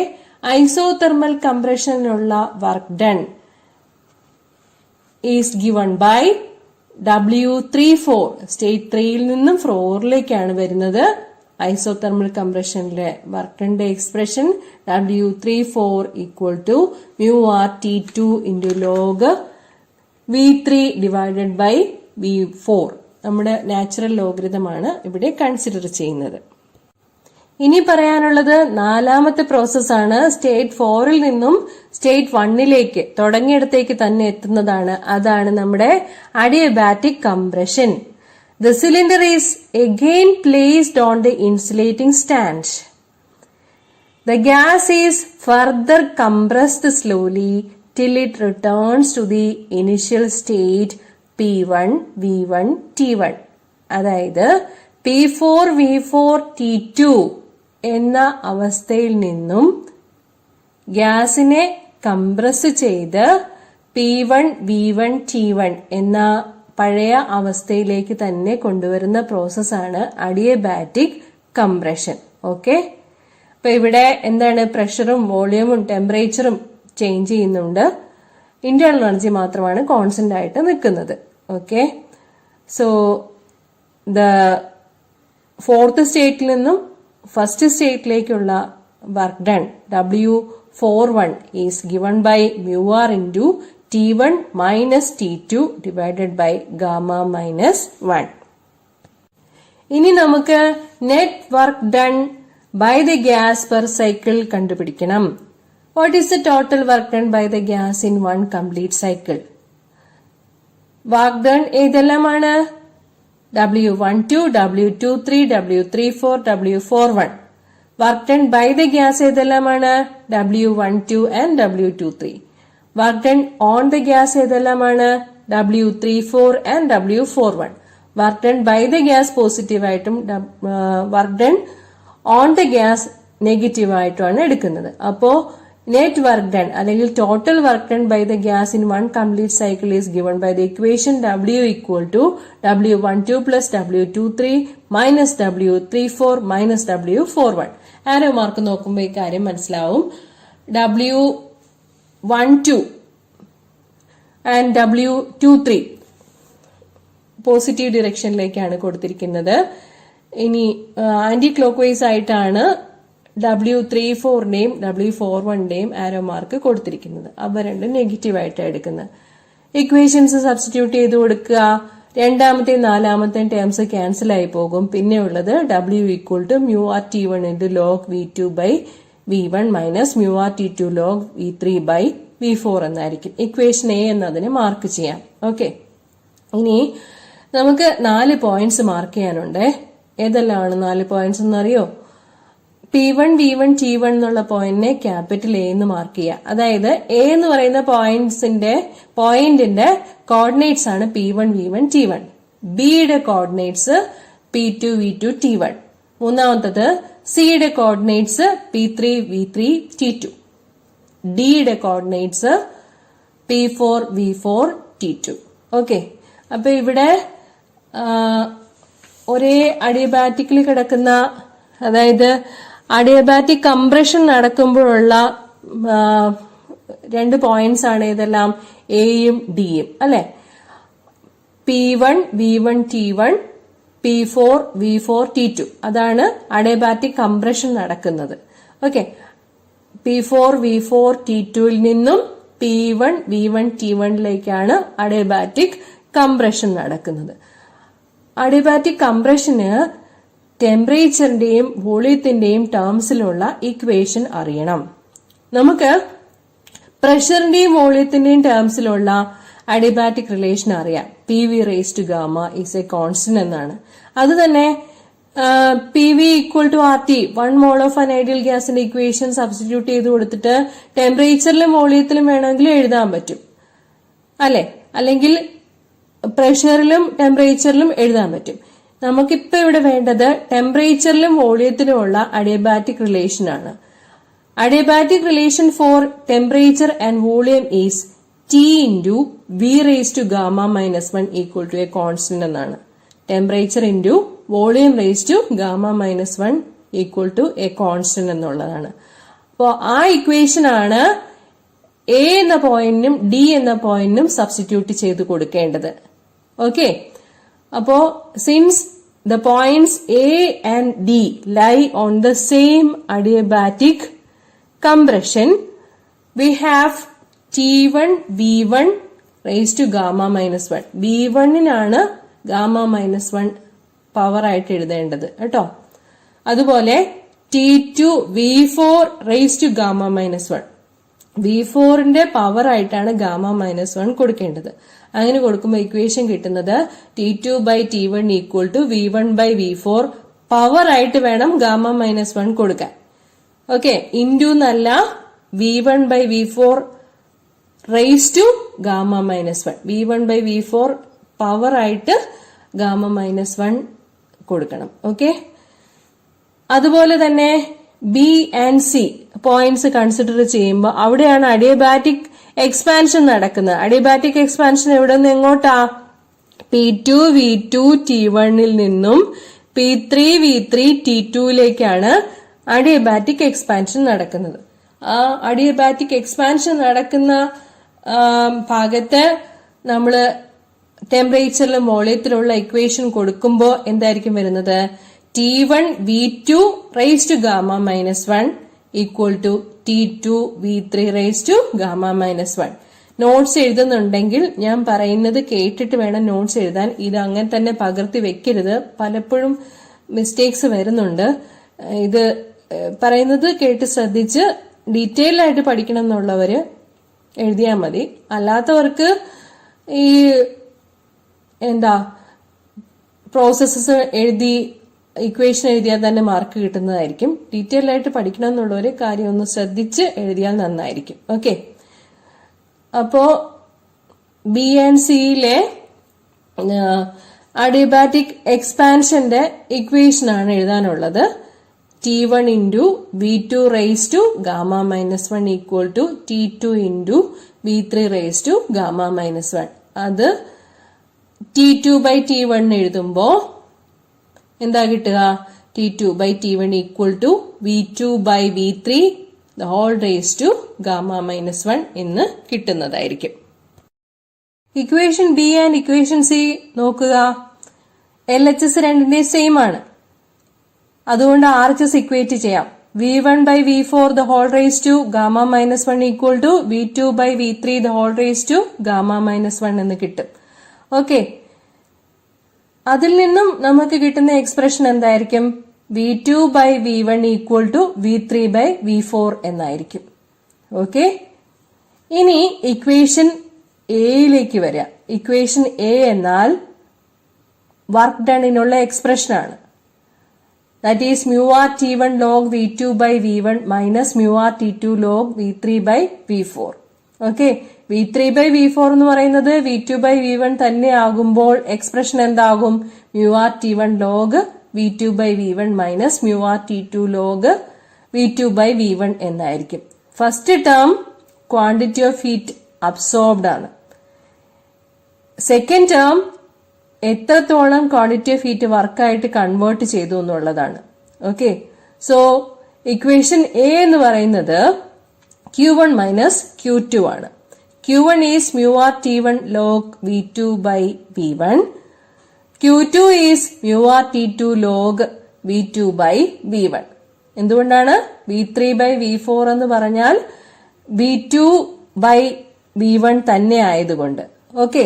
ഇനി നമുക്ക് efficiency calculate ചെയ്യാം. എഫിഷ്യൻസിയുടെ expression eta equal to W divided by Q1 എന്നാണ്. എങ്ങനെയാണ് W ഡിവൈഡഡ് ബൈ Q1 എന്ന് പറയുക? എഫിഷ്യൻസി, ഒരു എഞ്ചിന്റെ എഫിഷ്യൻസി എന്ന് പറഞ്ഞാൽ കൊടുക്കുന്ന ക്വാണ്ടിറ്റി ഓഫ് ഹീറ്റിൽ എത്രത്തോളം വർക്കായിട്ട് കൺവേർട്ട് ചെയ്യുന്നുണ്ട് എന്നുള്ളതാണ്. That is eta equal to heat converted in to work divided by heat absorb from the source. Q1 quantity of heat absorb ചെയ്തു, Q2നെ വർക്കായി കൺവേർട്ട് ചെയ്തു. So the net amount of heat converted in to work is Q1 minus Q2. നമ്മൾ പറഞ്ഞു കഴിഞ്ഞു അതിന്റെ expression. 1 mole of an ideal gas എടുക്കുകയാണെങ്കിൽ heat converted in to work എത്രയായിരിക്കും? RT1 log V2 by V1 minus RT2 log V2 by V1 ആയിരിക്കും. ഇത് ഏതാണ്? Equation A ആണ്. Equation A 1 mole of an ideal ഗ്യാസിന് എഴുതുന്നതാണ് ഈ ന്യൂമറേറ്ററിൽ കിടക്കുന്നത്. ഡിനോമിനേറ്ററിലുള്ളത് ഏതാ? Q1. Q1 is RT1 log V2 by V1 for 1 mole of an ideal gas. Okay. ഇതില് R into log V2 by V1 cancel ആയി പോകും. എല്ലാ ടേംസിലും ഉണ്ട്. അത് ക്യാൻസൽ ആവുമ്പോൾ പിന്നെ എഫിഷ്യൻസി കിട്ടുക T1 minus T2 divided by T1 എന്നായിരിക്കും, അല്ലെങ്കിൽ 1 മൈനസ് T2 ബൈ T1 എന്നായിരിക്കും. ഇതിൽ നിന്ന് നമുക്ക് മനസ്സിലാക്കാൻ പറ്റുന്നത് എന്താണ്? The efficiency of a Carnot engine depends upon the temperatures of the source and the sink, but it does not depend on the nature of the working substance. ആകെ എക്സ്പ്രഷനിൽ T1 T2 മാത്രമേ ഉള്ളൂ. T1 minus T2 divide by T1 അല്ലെങ്കിൽ 1 minus T2 by T1 മാത്രമേ ഉള്ളൂ. സോഴ്സിന്റെയും സിങ്കിന്റെയും temperature മാത്രമേ വരുന്നുള്ളൂ. Working substance ഏതാണെന്നുള്ളത് ഒന്നും വരുന്നില്ല. അതുകൊണ്ട് തന്നെ നമുക്ക് പറയാൻ പറ്റും efficiency of a Carnot's engine is independent of the nature of the working substance എന്ന്. ഓക്കെ. ഇനി കാർനോട്ട്സ് എഞ്ചിൻ ഒരു ഐഡിയൽ എഞ്ചിനാന്ന് നമ്മൾ പറഞ്ഞു. കാർനോട്ട് എഞ്ചിനെ നമുക്ക് റിയലൈസ് ചെയ്യാൻ പറ്റുമോ? Can a Carnot engine be realised in practice? എന്താണ് കാർനോട്ട്സ് എഞ്ചിന്റെ നോൺ പ്രാക്ടിക്കബിലിറ്റി എന്ന് പറയുന്നത്? എന്തുകൊണ്ടാണ് കാർനോട്ട് എഞ്ചിനെ റിയലൈസ് ചെയ്യാൻ പറ്റാത്തത്? കാർനോട്ട് എഞ്ചിൻ ഒരു ഐഡിയൽ എഞ്ചിനാണ്. It cannot be realised in practice. പല കാരണങ്ങളുണ്ട് അതിന്. ഒന്നാമത്തെ കാരണം എന്ന് പറയുന്നത് it is difficult to realise the source and sink of infinite thermal capacity. ഇവയ്ക്ക് തെർമൽ കപ്പാസിറ്റി ഇൻഫിനിറ്റ് ആയിരിക്കണം. അത് റിയൽ കേസിൽ പ്രാക്ടീസ് ചെയ്യുക ബുദ്ധിമുട്ടാണ്. രണ്ടാമത്തെ reason, the working substance should be an ideal gas, but no real gas fulfils the ideal gas behaviour. Okay. നമ്മള് PV equal to RT എന്നുള്ള condition വെച്ചിട്ടാണ് ഈ ഇക്വേഷൻസ് എല്ലാം ഡെവലപ്പ് ചെയ്തത്. ഒരു റിയൽ ഗ്യാസും ഈ PV ഈക്വൽ ടു RT എന്നുള്ള ഐഡിയൽ ഗ്യാസിന്റെ കണ്ടീഷൻ സാറ്റിസ്ഫൈ ചെയ്യുന്നില്ല. അതുകൊണ്ട് തന്നെ എന്ത് ചെയ്യാൻ പറ്റില്ല? കാർനോട്ട്സ് എഞ്ചിനെ പ്രാക്ടിക്കലായിട്ട് റിയലൈസ് ചെയ്യുക അസാധ്യമാണ്. ഓക്കെ. മൂന്നാമത്തെ റീസൺ എന്ന് പറയുന്നത് ഫ്രിക്ഷൻലെസ് പിസ്റ്റൺ ആയിരിക്കണം. പക്ഷെ ഫ്രിക്ഷൻലെസ് പിസ്റ്റൺ ഒരു ഐഡിയൽ കേസാണ്. റിയൽ ആയിട്ട് ഫ്രിക്ഷൻലെസ് പിസ്റ്റൺ പ്രൊവൈഡ് ചെയ്യാൻ പറ്റുകയില്ല. ഇനിയൊരു റീസൺ പറയുന്നത് റിവേഴ്സിബിലിറ്റി കണ്ടീഷൻ. നമ്മൾ തുടക്കത്തിൽ തന്നെ പറഞ്ഞായിരുന്നു റിവേഴ്സിബിൾ ഹീറ്റ് എഞ്ചിൻ ആണെന്ന്. റിവേഴ്സിബിൾ അല്ലെ, തുടങ്ങിയെടുത്ത് തന്നെയാണ് ഈ കർവ് വന്ന് നിൽക്കുന്നത്. പട്ടം പോലുള്ള കർവ് തുടങ്ങിയെടുത്ത് തന്നെയാണ് വന്നിരുന്നത്. അതൊരു ക്ലോസ്ഡ് കർവാണ് വന്നിരിക്കുന്നത്. അപ്പൊ ഇവിടെ റിവേഴ്സിബിൾ സൈക്കിളാണ്. റിവേഴ്സിബിൾ സൈക്കിൾ ഒരിക്കലും പ്രാക്ടീസ് ചെയ്യുക എളുപ്പമുള്ള കാര്യമല്ല. It is difficult to attain the conditions of reversibility because the processes of expansion and compression have to be carried out very slowly. അപ്പം വളരെ സ്ലോ ആയിട്ട് എക്സ്പാൻഷനും കംപ്രഷനും ഒക്കെ ക്യാരി ഔട്ട് ചെയ്ത് റിവേഴ്സിബിലിറ്റി അറ്റൈൻ ചെയ്യുക എന്ന് പറയുന്നത് വളരെ ബുദ്ധിമുട്ടുള്ള കാര്യമാണ്. 2 എക്സ്പാൻഷൻസും ഉണ്ട്, 2 കംപ്രഷൻസും ഉണ്ട്.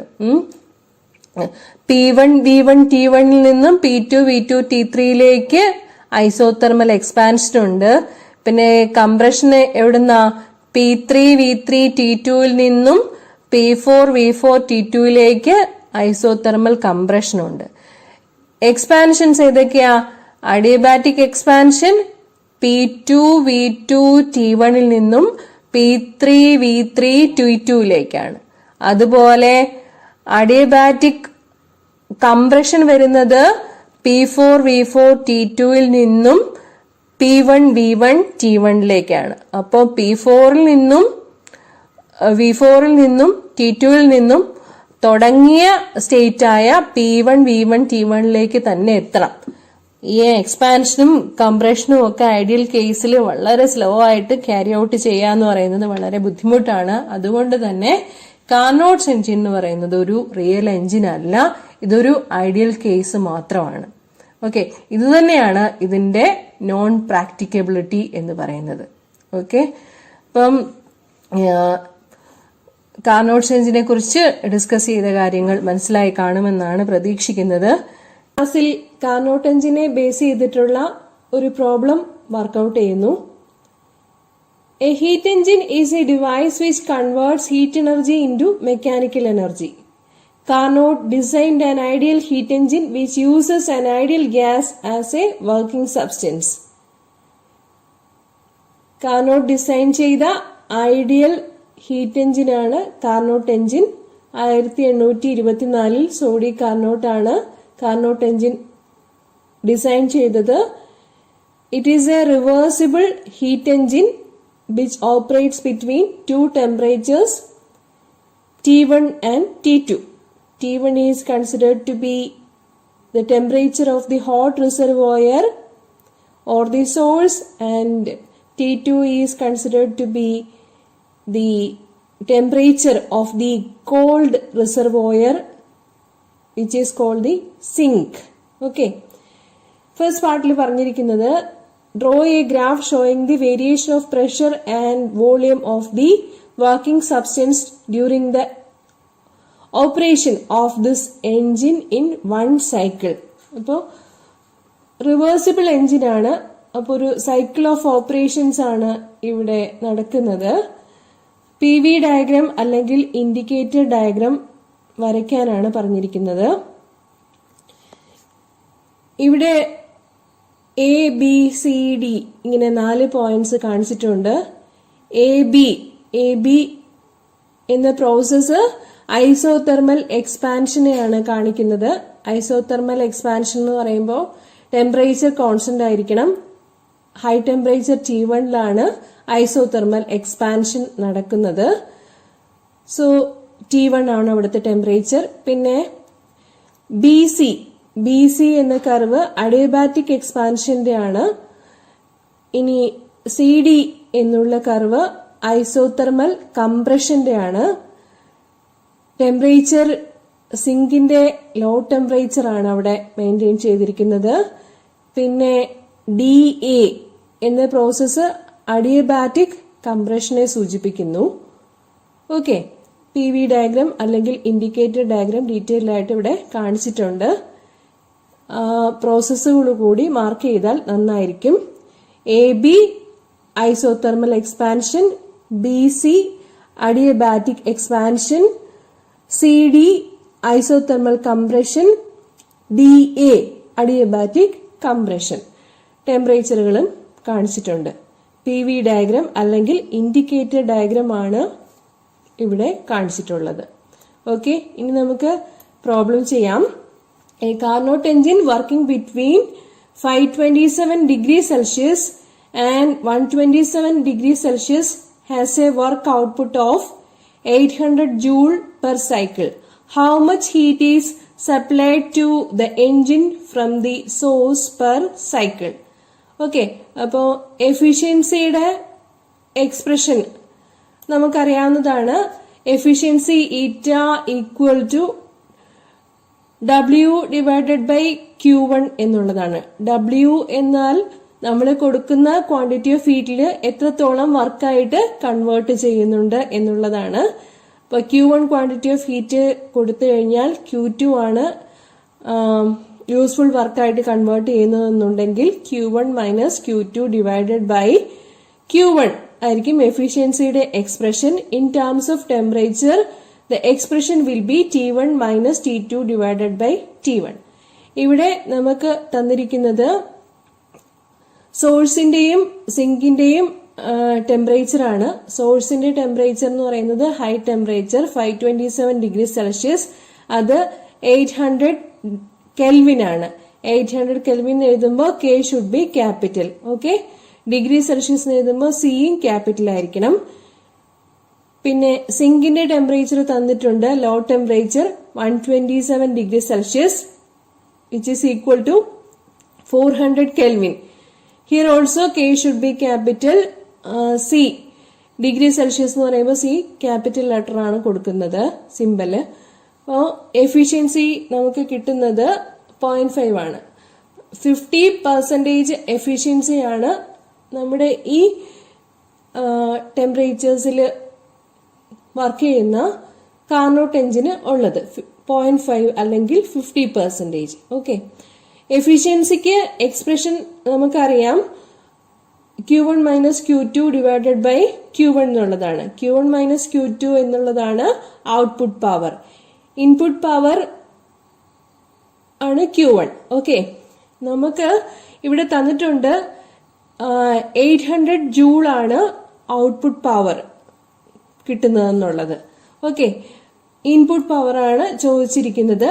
800 ജൂൾ പെർ സൈക്കിൾ ആണ് നമ്മുടെ ഔട്ട്പുട്ട് കിട്ടുന്നത്. ഇപ്പം 800 ജൂൾ തന്നെ കൊടുത്താൽ മതി ഇവിടെ വാല്യൂ. അതിൽ നിന്നും ഇൻപുട്ട് പവർ കണ്ടുപിടിക്കാൻ പറ്റും. Input power equal to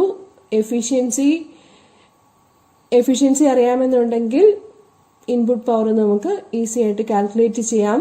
We will get the value to be 1600 joule. Okay. Next question. A part which thermodynamic process is also called an isoentropic process.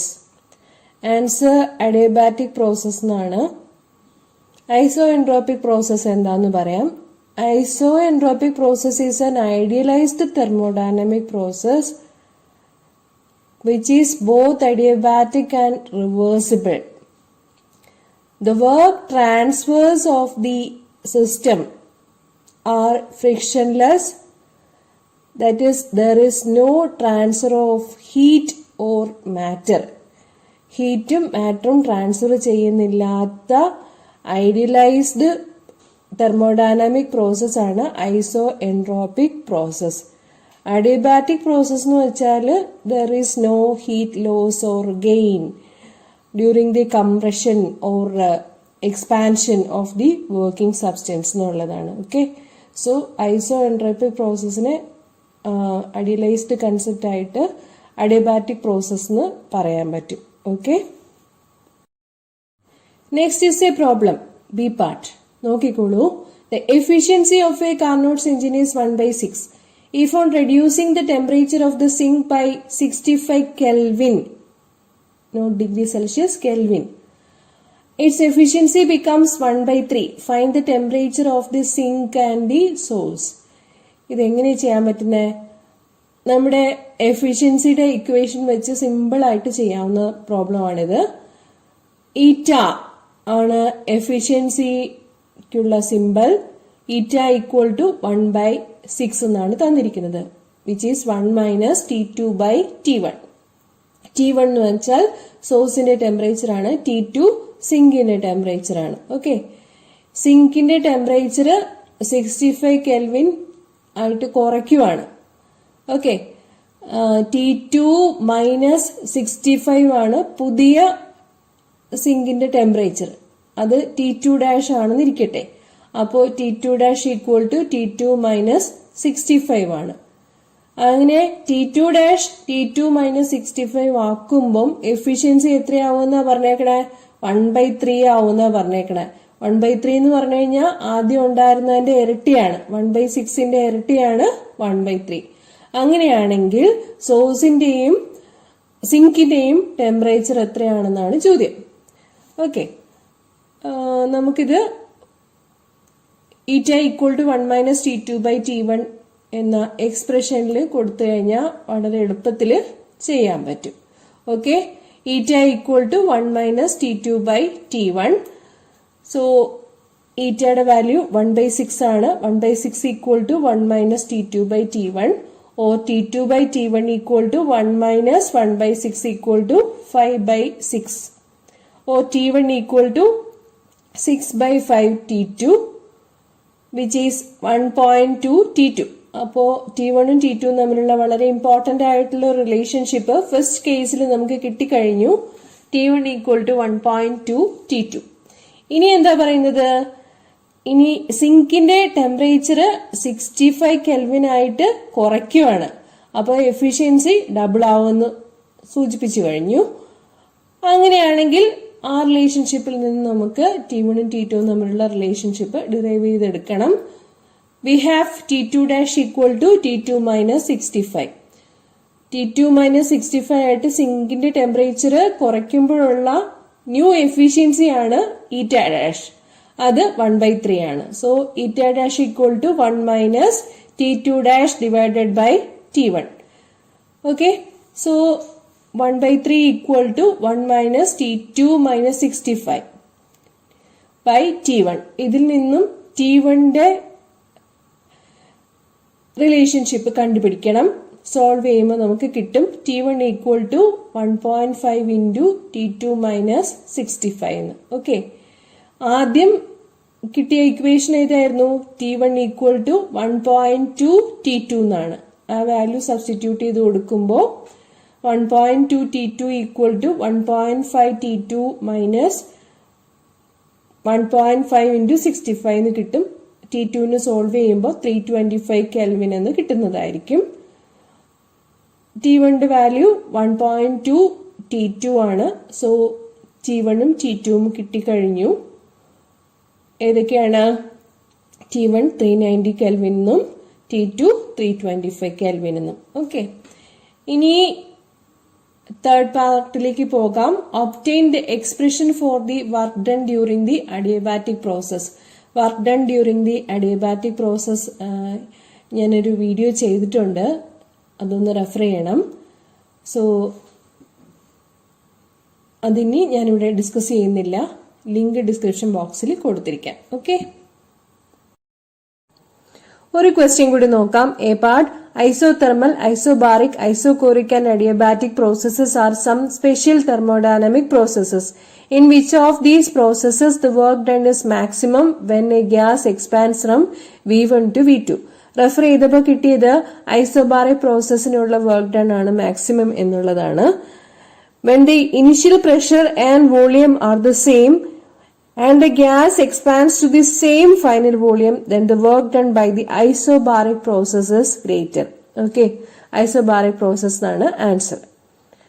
B part, which law of thermodynamics implies that no heat engine can be 100% efficient? ഒരു heat എഞ്ചിനും 100% efficient ആവാൻ പറ്റില്ല എന്ന് പറയുന്നത് second law of thermodynamics ആണ്.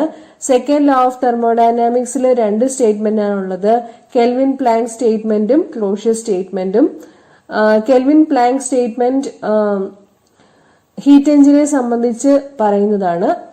Kelvin Planck statement indicates that a working substance operating in a cycle cannot convert all the extracted heat from the source into mechanical work.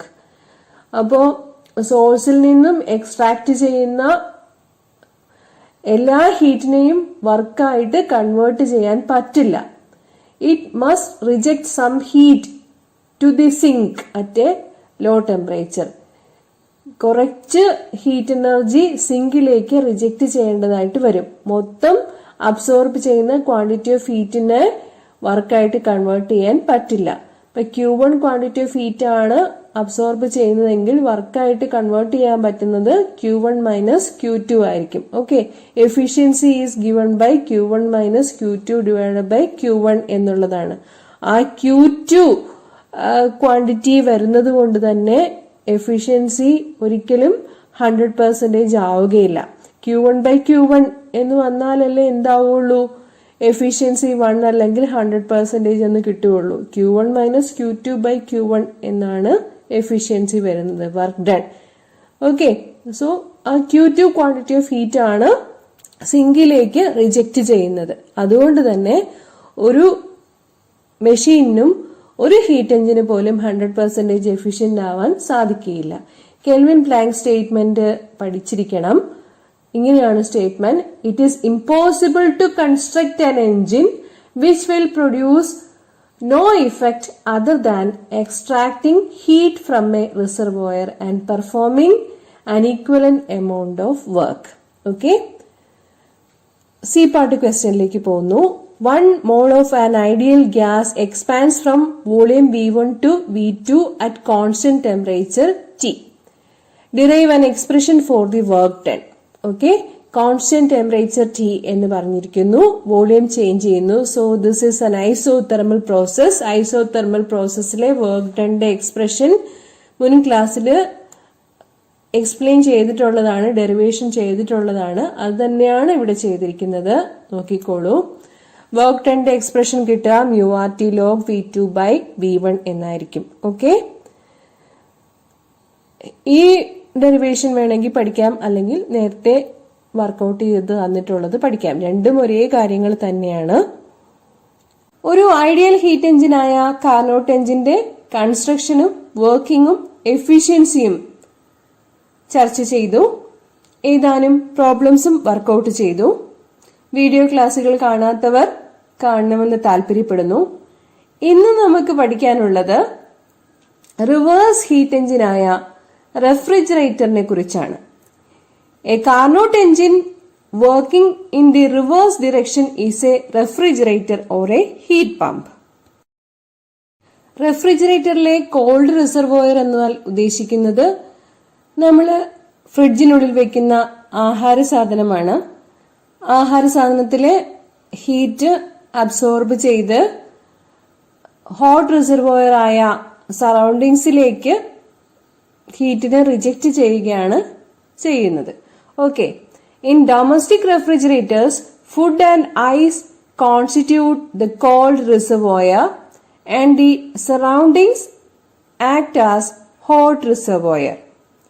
Work is done by an electric motor and freon is CCl2F2 is used as a working substance. Schematic representation നോക്കിക്കോളുക, ആരോ മാർക്കും ശ്രദ്ധിക്കുക. റെഫ്രിജറേറ്ററിൽ നടക്കുന്നത് എന്താണെന്നാണ് പറയുന്നത്. In A refrigerator the working substance absorbs an amount of heat Q2 from the cold reservoir at a temperature T2. An amount of work W is done on it by some external agency. External agency എന്നാൽ ഉദ്ദേശിക്കുന്നത് a compressor pump driven by an electric motor. ഒരു മോട്ടറാണ് എന്താ നമ്മുടെ ആഹാര സാധനത്തിൽ നിന്നുള്ള heat, extra heat absorb ചെയ്ത് അതിനെ ഹോട്ട് റിസർവോയർ ആയ സറൗണ്ടിങ്സിലേക്ക് റിജക്റ്റ് ചെയ്യുന്നത്. Okay, so an amount of work W is done on it by some external agency means a compressor pump driven by an electric motor and rejects a larger quantity of heat Q1 to the source at a temperature T1. This is shown in the schematic representation of a refrigerator. Heat എഞ്ചിന്റെ efficiency eta പറയുന്നത് പോലെയാണ് റെഫ്രിജറേറ്ററിന്റെ coefficient of performance alpha define ചെയ്യുന്നത്. The coefficient of performance of a refrigerator alpha may be defined as the ratio of the amount of heat removed Q2 per cycle to the mechanical work W required to be done on it. Foodstuffil നിന്നും quantity of heat Q2 remove ചെയ്യാൻ ആവശ്യമായിട്ടുള്ള work done അതിന്റെ ratio പറയുന്നതാണ് coefficient of performance alpha.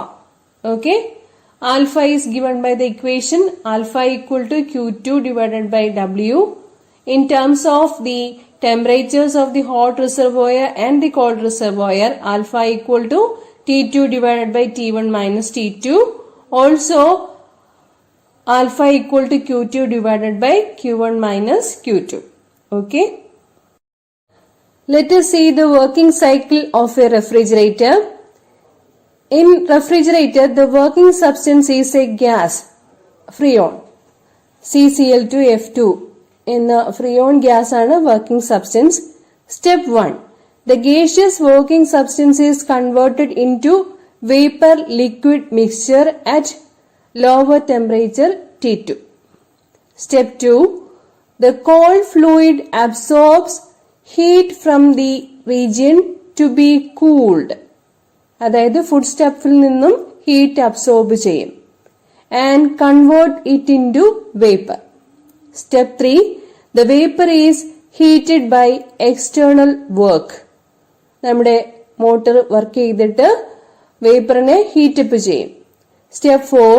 The vapor release heat to the surroundings and then comes to the initial temperature T2. So finally, the vapor is compressed isothermally in contact with the surroundings. The vapor releases heat Q1 equal to Q2 plus W to the surroundings and returns to the initial state. Here W is the work done on the gas per cycle. Efficiency of heat engine ഈറ്റയും coefficient of performance of a refrigerator ആൽഫയും പറയുമ്പോൾ പ്രത്യേകം ശ്രദ്ധിക്കാനുള്ളൊരു കാര്യം heat എഞ്ചിന്റെ efficiency ഒന്നിനേക്കാൾ കൂടില്ല. But alpha can be greater than 1. Okay, നമ്മൾ നീട്ടിപ്പരത്തി റെഫ്രിജറേറ്റർ എന്നൊന്നും പറയാറില്ല അല്ലേ. ഫ്രിഡ്ജ് എന്നാണ് പറയുക. എന്താണ് റെഫ്രിജറേറ്ററും ഫ്രിഡ്ജും തമ്മിലുള്ള ബന്ധം?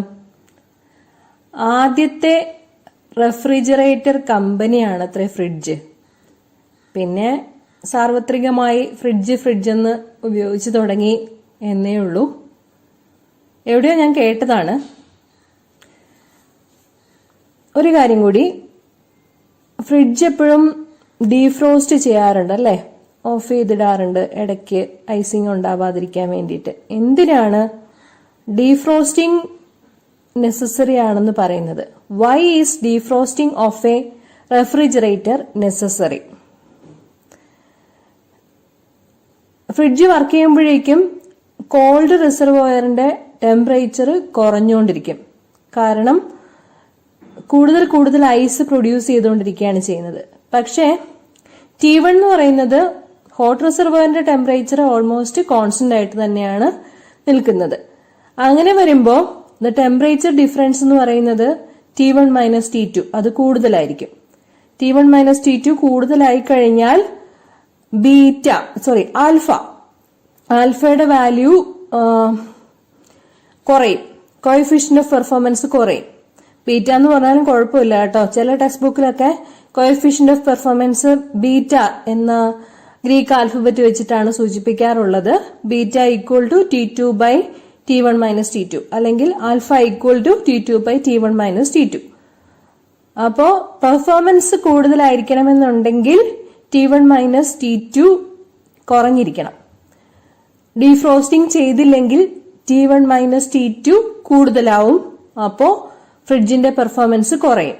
ഓക്കെ, ഇപ്പൊ ഫുഡ് സ്റ്റഫില് ഐസിങ് ഉണ്ടാവാതിരിക്കാൻ വേണ്ടിയിട്ടാണ് ഡീഫ്രോസ്റ്റിംഗ് നെസസറി ആണെന്ന് പറയുന്നത്. ഓക്കെ, ഇങ്ങനെ ഡീഫ്രോസ്റ്റ് ചെയ്ത് കഴിയുമ്പോഴേക്കും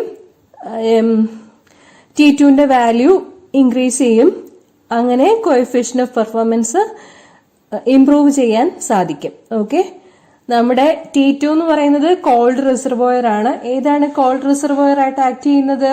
ഫുഡ് ആൻഡ് ഐസ്. അതാണ് കോൾഡ് റിസർവോയർ എന്ന് പറയുന്നത്. നമ്മൾ വെക്കുന്ന ഫുഡ് സ്റ്റഫാണ് കോൾഡ് റിസർവോയർ എന്ന് പറയുന്നത്. പിന്നെ ഹോട്ട് റിസർവോയർ സറൗണ്ടിങ്സ് ആണ്, അറ്റ്മോസ്ഫിയർ ആണ്. വർക്കിംഗ് സബ്സ്റ്റൻസ് ഫ്രിയോൺ ആണ്. ഓക്കെ, ഫ്രിയോൺ ഗ്യാസ് ആണ് വർക്കിംഗ് സബ്സ്റ്റൻസ്. ഓക്കെ, ഒരു ആപ്ലിക്കേഷൻ ലെവൽ ചോദ്യം നോക്കാം. ചോദ്യം ഇതാണ്. നമ്മൾ സാധാരണ ഫ്രിഡ്ജ് സൂക്ഷിക്കാറുള്ളത് ഒരു ക്ലോസ്ഡ് ചേംബറിലാണ് അല്ലെ, ക്ലോസ്ഡ് റൂമിലാണ്. For example kitchen. ഈ കിച്ചനെ തണുപ്പിക്കാൻ റെഫ്രിജറേറ്ററിന്റെ ഡോറ് കുറെ നേരം തുറന്നിട്ട് കഴിഞ്ഞാൽ സാധിക്കുമോ എന്നാണ് ചോദ്യം. ഉത്തരം ഇല്ല എന്നാണ്. കാരണം ഒരു റെഫ്രിജറേറ്ററിനെ സംബന്ധിച്ചിടത്തോളം അതിന്റെ ഡോറ് തുറന്നിട്ട് കഴിയുമ്പോൾ കോൾഡ് റിസർവോയറായിട്ട് ആക്ട് ചെയ്യുന്നത് അതിരിക്കുന്ന റൂമാണ്. അവിടെ നിന്ന് Q2 quantity of heat absorb ചെയ്യുകയാണ് ചെയ്യുക. എന്നിട്ട്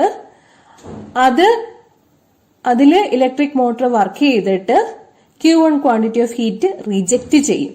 ഓക്കെ, അപ്പോ Q2 quantity of heat absorb ചെയ്തിരുന്നതിന് ആനുപാതികമായിട്ടായിരിക്കും Q1 quantity of heat reject ചെയ്യുക. റൂം കൂടുതലായിട്ട് തണുപ്പിക്കണം എന്നുണ്ടെങ്കിൽ അതിനനുസരിച്ച് Q1 quantity of heat reject ചെയ്യേണ്ടതായിട്ടും വരും. Q1 quantity of heat reject ചെയ്യുന്നത് അതിരിക്കുന്ന സറൗണ്ടിങ്സ് ആയിട്ടുള്ള കിച്ചണിലേക്ക് തന്നെയാണ്. അങ്ങനെ ഈ മോട്ടോർ കൂടുതലായിട്ട് വർക്ക് ചെയ്യേണ്ടി വരും എന്നുള്ളത് കൊണ്ട് ഫ്രിഡ്ജിന്റെ പെർഫോമൻസ് കുറയും. ഫ്രിഡ്ജ് കൂടുതൽ ചൂടായിക്കൊണ്ടിരിക്കും. അതുപോലെ തന്നെ നമ്മുടെ റൂമും Q1 quantity of heat reject ചെയ്യുന്നത് കൊണ്ട് ഫ്രിഡ്ജിരിക്കുന്ന സറൗണ്ടിങ്സ് ആയിട്ടുള്ള റൂമും കൂടുതൽ ഹീറ്റഡ് അപ്പ് ആവാനുള്ള സാധ്യതയുണ്ട്. അതുകൊണ്ട് ഫ്രിഡ്ജിന്റെ ഡോർ എപ്പോഴും ക്ലോസ് ചെയ്തിരിക്കണം, എന്നാലേ പെർഫോമൻസ് ബെറ്റർ ആയിരിക്കുകയുള്ളൂ. അകത്തിരിക്കുന്ന ഭക്ഷ്യവസ്തു തണുത്ത് തന്നെ കേടുകൂടാതെ ഇരിക്കണമെന്നുണ്ടെങ്കിൽ ഫ്രിഡ്ജിന്റെ ഡോർ എല്ലായ്പ്പോഴും ക്ലോസ് ചെയ്തിടേണ്ടത് ആവശ്യമാണ്. വർക്ക് ചെയ്തുകൊണ്ടിരിക്കുന്ന ഒരു ഫ്രിഡ്ജ് എല്ലായ്പ്പോഴും ക്ലോസ് ചെയ്തിടേണ്ടത് ആവശ്യമാണ്. Hope you are clear. ഞാനിതൊന്ന് ചോദ്യവും ഉത്തരവും വായിക്കാം. If the door of a working refrigerator is kept open for a long time in a closed room, will it make the room warm or cool? Answer. A kitchen cannot be cooled by leaving the door of a refrigerator open. Rather, it will get slightly heated. When the door of the refrigerator is kept open, refrigerator now extract heat from the kitchen room because the kitchen room acts as the cooling chamber or the cold reservoir. Then work is done on it by the electric motor and the total energy is rejected to the room because now the room is acting as the surroundings. Q1 quantity of heat is rejected to the surroundings. Thus, the work done by the motor gets added to the room, so it gets heated. Hope you are clear. കഴിഞ്ഞ ക്ലാസ്സിൽ നമ്മൾ ഏതാനും problems workout ചെയ്തപ്പോൾ ഒരു question ഉണ്ടായിരുന്നു. Which law forbids the complete conversion of heat energy into mechanical work? നമ്മൾ കൊടുക്കുന്ന heat എനർജിയെ മുഴുവനായും വർക്കാക്കി മാറ്റാൻ പറ്റില്ല എന്ന് പറയുന്ന ലോ ഓഫ് തെർമോഡൈനാമിക്സ് ഏതാണെന്ന് ചോദ്യമുണ്ടായിരുന്നു. ഉത്തരം സെക്കൻഡ് ലോ ഓഫ് തെർമോഡൈനാമിക്സ് എന്നാണ്. അന്നേരം അതിന്റെ സ്റ്റേറ്റ്മെന്റും എക്സ്പ്ലെയിൻ ചെയ്തിരുന്നു. 2 സ്റ്റേറ്റ്മെന്റ്സ് ആണ് ഉള്ളത്. ഒരു സ്റ്റേറ്റ്മെന്റ് മാത്രമേ അന്നേരം പറഞ്ഞിട്ടുള്ളൂ. 2 സ്റ്റേറ്റ്മെന്റുകളാണുള്ളത്. ഒന്നാമത്തെ സ്റ്റേറ്റ്മെന്റ് കെൽവിൻ പ്ലാങ്ക് സ്റ്റേറ്റ്മെന്റ് എന്നാണ് അറിയപ്പെടുന്നത്. സ്റ്റേറ്റ്മെന്റ് ഇങ്ങനെയാണ്: it is impossible to get a continuous supply of work from a body or engine which can transfer heat with a single heat reservoir. Okay, നമുക്ക് ഒരു single heat reservoir വെച്ചുകൊണ്ട് continuous supply of work സാധ്യമല്ല എന്നാണ് Kelvin Planck statement പറയുന്നത്. നമുക്കറിയാം 2 റിസർവോയറുകളാണുള്ളത്, cold റിസർവോയറും hot റിസർവോയറും. ഓക്കെ, ഈ സ്റ്റേറ്റ്മെന്റിൽ നിന്ന് നമ്മൾ മനസ്സിലാക്കേണ്ടത് എന്താണ്? The above statement means for a heat engine to work it need 2 reservoirs, the source and the sink. This means all heat energy cannot transfer into external work done. That is 100% efficiency is never possible for an engine. Okay, നമ്മുടെ engine പറയുമ്പോഴത്തേക്കും Q1 minus Q2 divided by Q1, അതാണ് efficiency of a heat engine പറയുന്നത്. Q1 minus Q2 by Q1 എന്ന് പറയുമ്പോൾ Q2 quantity of heat reject ചെയ്യുന്നതാണ്. ആ Q2 quantity of heat reject ചെയ്യുന്നത് കൊണ്ട് തന്നെ Q1 minus Q2 by Q1 ഒരു കാരണവശാലും 100% അല്ലെങ്കിൽ 1 ആവുകയില്ല. Q1 by Q1 എന്ന് വന്നാൽ മാത്രമേ എന്താവുള്ളൂ? 1 എന്ന് വരികയുള്ളൂ. ആ Q2 quantity of heat reject ചെയ്യുന്നത് കൊണ്ട് തന്നെ എന്ത് വരില്ല? കെൽവിൻ പ്ലാങ്ക് സ്റ്റേറ്റ്മെന്റ് പ്രകാരം ഒരു എഞ്ചിനും 100% എഫിഷ്യന്റ് ആയിട്ട് വർക്ക് ചെയ്യാൻ സാധിക്കുകയില്ല. ഓക്കെ, വേറൊരു സ്റ്റേറ്റ്മെന്റും കൂടിയുണ്ട്, അതാണ് ക്ലോഷ്യർ സ്റ്റേറ്റ്മെന്റ്. ക്ലോഷ്യർ സ്റ്റേറ്റ്മെന്റ് പറയുന്നത് ഇതാണ്: it is impossible to make heat flow from a body at a lower temperature to a body at a higher temperature without doing external work on the working substance. Okay, നമ്മുടെ പ്രകൃതിയിൽ തന്നെ കാണുന്ന കാര്യം എന്ന് പറയുന്നത് higher പൊട്ടൻഷ്യലിൽ നിന്ന് lower പൊട്ടൻഷ്യലിലേക്കാണ് എപ്പോഴും എനർജി ട്രാൻസ്ഫർ ഉണ്ടാവുക. ഫോർ എക്സാമ്പിൾ, ടാങ്കിൽ വെള്ളം കെട്ടി നിർത്തി കഴിഞ്ഞു കഴിഞ്ഞാൽ T1 എന്ന് പറയുന്ന റിസർവോയറിൽ നിന്നും താഴേക്കുള്ള സിങ്ക് ആയിട്ട് ആക്ട് ചെയ്യുന്നത് താഴേക്ക് ഒരു പാത്രം വെച്ച് കഴിഞ്ഞാൽ അതായിരിക്കും സിങ്ക് ആയിട്ട് ആക്ട് ചെയ്യുക. മുകളിലിരിക്കുന്നത് സോഴ്സ് ആയിരിക്കും. സോഴ്സിൽ നിന്നും സിങ്കിലേക്കാണ്, ഹയർ പൊട്ടൻഷ്യലിൽ നിന്ന് ലോവർ പൊട്ടൻഷ്യലിലേക്കാണ് നാച്ചുറൽ ആയിട്ടുള്ള എനർജി ഫ്ലോ കൺസിഡർ ചെയ്യുന്നത്. പക്ഷേ താഴത്ത് നിന്ന് വെള്ളം മുകളിലേക്ക് അടിച്ചു കയറണമെന്നുണ്ടെങ്കിൽ മോട്ടോർ വർക്ക് ചെയ്തേ പറ്റുള്ളൂ. ഓക്കെ, അപ്പോ ലോവർ ടെമ്പറേച്ചറിൽ നിന്നും ഹയർ ടെമ്പറേച്ചറിലേക്ക് എനർജി ട്രാൻസ്ഫർ ഉണ്ടാവണം എന്നുണ്ടെങ്കിൽ ഒരു എക്സ്റ്റേണൽ ഏജൻസിയുടെ വർക്ക് അത്യാവശ്യമാണ്. ഓക്കെ, അപ്പൊ അതുകൊണ്ട് തന്നെ എന്ത് പറയാൻ പറ്റില്ല? 100% എഫിഷ്യന്റ് ആയിട്ടുള്ള ഒരു എൻജിൻ പോസിബിൾ അല്ല.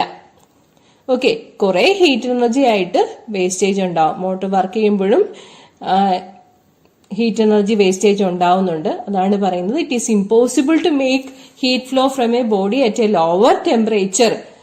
താഴത്തെ ലോവർ പൊട്ടൻഷ്യലിലുള്ള വെള്ളം അതിനെ നമുക്ക് ടാങ്കിന്റെ മുകളിലേക്ക് അടിച്ചു കയറ്റാൻ പറ്റില്ല എന്ന് പറയുന്നത് പോലെ it is impossible to make heat from a body at a lower temperature to a body at higher temperature without doing external work on the working substance. Okay, എപ്പോഴും ഹയർ പൊട്ടൻഷ്യലിൽ നിന്ന് ലോവർ പൊട്ടൻഷ്യലിലേക്കായിരിക്കും പിന്നെ എനർജി ട്രാൻസ്ഫർ ഉണ്ടാവുക. അല്ലെങ്കിൽ hot ബോഡിയിൽ നിന്നും called ബോഡിയിലേക്കായിരിക്കും temperature കാരണം heat flow ഉണ്ടാവുക. ഓക്കെ, ഇങ്ങനെ അല്ലാതെ സംഭവിക്കണമെന്നുണ്ടെങ്കിൽ ഒരു external source of energy, external work ചെയ്യേണ്ടതായിട്ട് വരും. ഇതാണ് നമ്മുടെ ക്ലോഷ്യർ സ്റ്റേറ്റ്മെന്റ്. ഓക്കെ, തെർമോഡൈനാമിക്സിൽ നിന്നാണ് ഈ ചോദ്യം വരുന്നത്. വായിക്കുന്നു: thermodynamics deals with the concept of heat and exchange of heat energy. ഇതിനെ ആധാരമാക്കിയുള്ള A part question: which law of thermodynamics is used to explain the working of heat engine? Heat എഞ്ചിന്റെ working explain ചെയ്യുന്നത് second law of thermodynamics പ്രകാരമാണ്. 2 സ്റ്റേറ്റ്മെന്റുകളാണുള്ളത്, Kelvin Planck സ്റ്റേറ്റ്മെന്റും Clausius സ്റ്റേറ്റ്മെന്റും. According to Kelvin Planck statement, no process is possible whose sole result is the absorption of heat from a reservoir and the complete conversion of heat into work. Absorb ചെയ്യുന്ന heat energy മുഴുവനും വർക്കായിട്ട് മാറ്റുവാൻ ഒരു കാരണവശാലും സാധിക്കുകയില്ല എന്ന് പറയുന്നതാണ് Kelvin Planck statement. രണ്ടാമത്തെ സ്റ്റേറ്റ്മെന്റ് ക്ലോഷ്യസ് സ്റ്റേറ്റ്മെന്റ് ആണ്. അത് പ്രകാരം no process is possible whose sole result is the transfer of heat from a colder object to a hotter object. ഒരു കാരണവശാലും കോൾഡർ ഓബ്ജക്റ്റിൽ നിന്നും ഹോട്ടർ ഓബ്ജക്റ്റിലേക്ക് ഹീറ്റ് ട്രാൻസ്ഫർ പോസിബിൾ അല്ല എന്ന് പറയുന്നതാണ് Clausius statement. Okay, so heat എഞ്ചിന്റെ വർക്കിംഗ് ഇതിനെ ആധാരമാക്കി നമുക്ക് എക്സ്പ്ലെയിൻ ചെയ്യുവാൻ സാധിക്കും. B part, what are the sink, source and working substances of a domestic refrigerator. ഇപ്പൊ ഒരു റിവേഴ്സ് ഹീറ്റ് എഞ്ചിനാണ് റെഫ്രിജറേറ്റർ എന്ന് പറയുന്നത്. ഈ റിവേഴ്സ് ഹീറ്റ് എഞ്ചിനായിട്ടുള്ള റെഫ്രിജറേറ്ററിന്റെ പ്രധാനപ്പെട്ട ഭാഗങ്ങൾ എന്താണ്? അവ സോഴ്സും സിങ്കും വർക്കിംഗ് സബ്സ്റ്റൻസും തന്നെയാണ്. ഭാഗങ്ങളൊന്ന് വിശദീകരിക്കാം. The device used to cool a portion of the space inside a chamber is called a refrigerator. ഇതില് working substance absorbs a quantity of heat Q2 from the cold reservoir at temperature T2. Some external work is done on it and heat Q1 is supplied to the hot reservoir. ഒമ്പതാമത്തെ ക്വസ്റ്റ്യന്റെ C part Carnot's എഞ്ചിനെ സംബന്ധിച്ചുള്ളതാണ്. Operations explain ചെയ്യാനുണ്ട്, Carnot cycle വരയ്ക്കാനുണ്ട്, എഫിഷ്യൻസിയുടെ എക്സ്പ്രഷനും work out ചെയ്യാനുണ്ട്. ഇവിടെ കാർനോട്ട് സൈക്കിൾ കാണിച്ചിട്ടുണ്ട്, അതുപോലെ നമ്മുടെ കാർനോട്ട്സ് എഞ്ചിന്റെ പ്രധാനപ്പെട്ട ഭാഗങ്ങളും കാണിച്ചിട്ടുണ്ട്. Next question, a part which thermodynamic process is also called an isoentropic process? Answer, adiabatic process എന്നാണ്. Isoentropic process എന്താന്ന് പറയാം. Isoentropic process is an idealized thermodynamic process which is both adiabatic and reversible. The work transfers of the system are frictionless, that is, there is no transfer of heat or matter. ഹീറ്റും മാറ്ററും transfer ചെയ്യുന്നില്ലാത്ത idealised thermodynamic process ആണ് isentropic process. Adiabatic process എന്ന് വെച്ചാൽ there is no heat loss or gain during the compression or expansion of the working substance എന്നുള്ളതാണ്. Okay, so isentropic പ്രോസസ്സിനെ idealised concept ആയിട്ട് adiabatic process എന്ന് പറയാൻ പറ്റും. Okay, next is a problem, B part. നോക്കിക്കോളൂ. The efficiency of a Carnot's engine is 1/6. If on reducing the temperature of the sink by 65 Kelvin, not degree Celsius, Kelvin, its efficiency becomes 1/3. Find the temperature of the sink and the source. ഇതെങ്ങനെ ചെയ്യാൻ പറ്റുന്നേ? നമ്മുടെ എഫിഷ്യൻസിയുടെ equation വെച്ച് simple ആയിട്ട് ചെയ്യാവുന്ന problem ആണിത്. ഈറ്റ ആണ് എഫിഷ്യൻസിക്കുള്ള simple. ഈറ്റ ഈക്വൽ ടു 1/6 എന്നാണ് തന്നിരിക്കുന്നത്, which is 1 - T2/T1.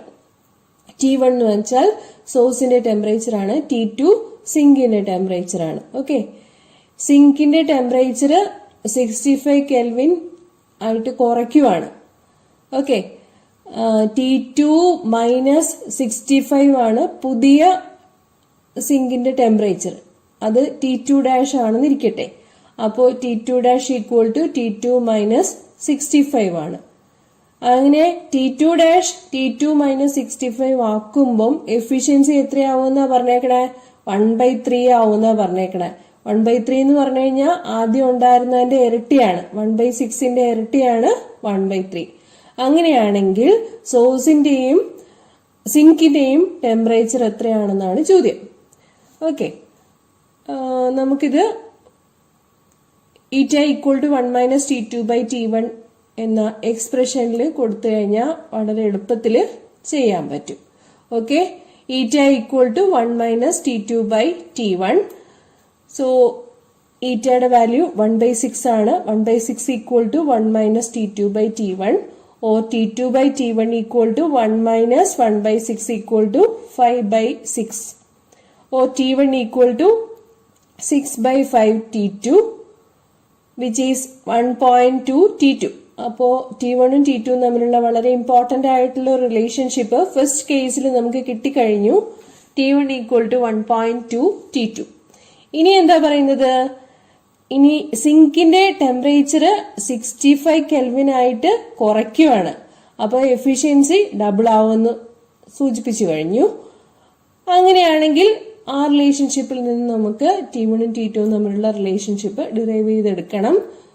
We have T2 dash equal to T2 minus 65. T2 minus 65 ആയിട്ട് സിങ്കിന്റെ ടെമ്പറേച്ചർ കുറയ്ക്കുമ്പോഴുള്ള ന്യൂ എഫിഷ്യൻസി ആണ് ഈറ്റ ഡാഷ്.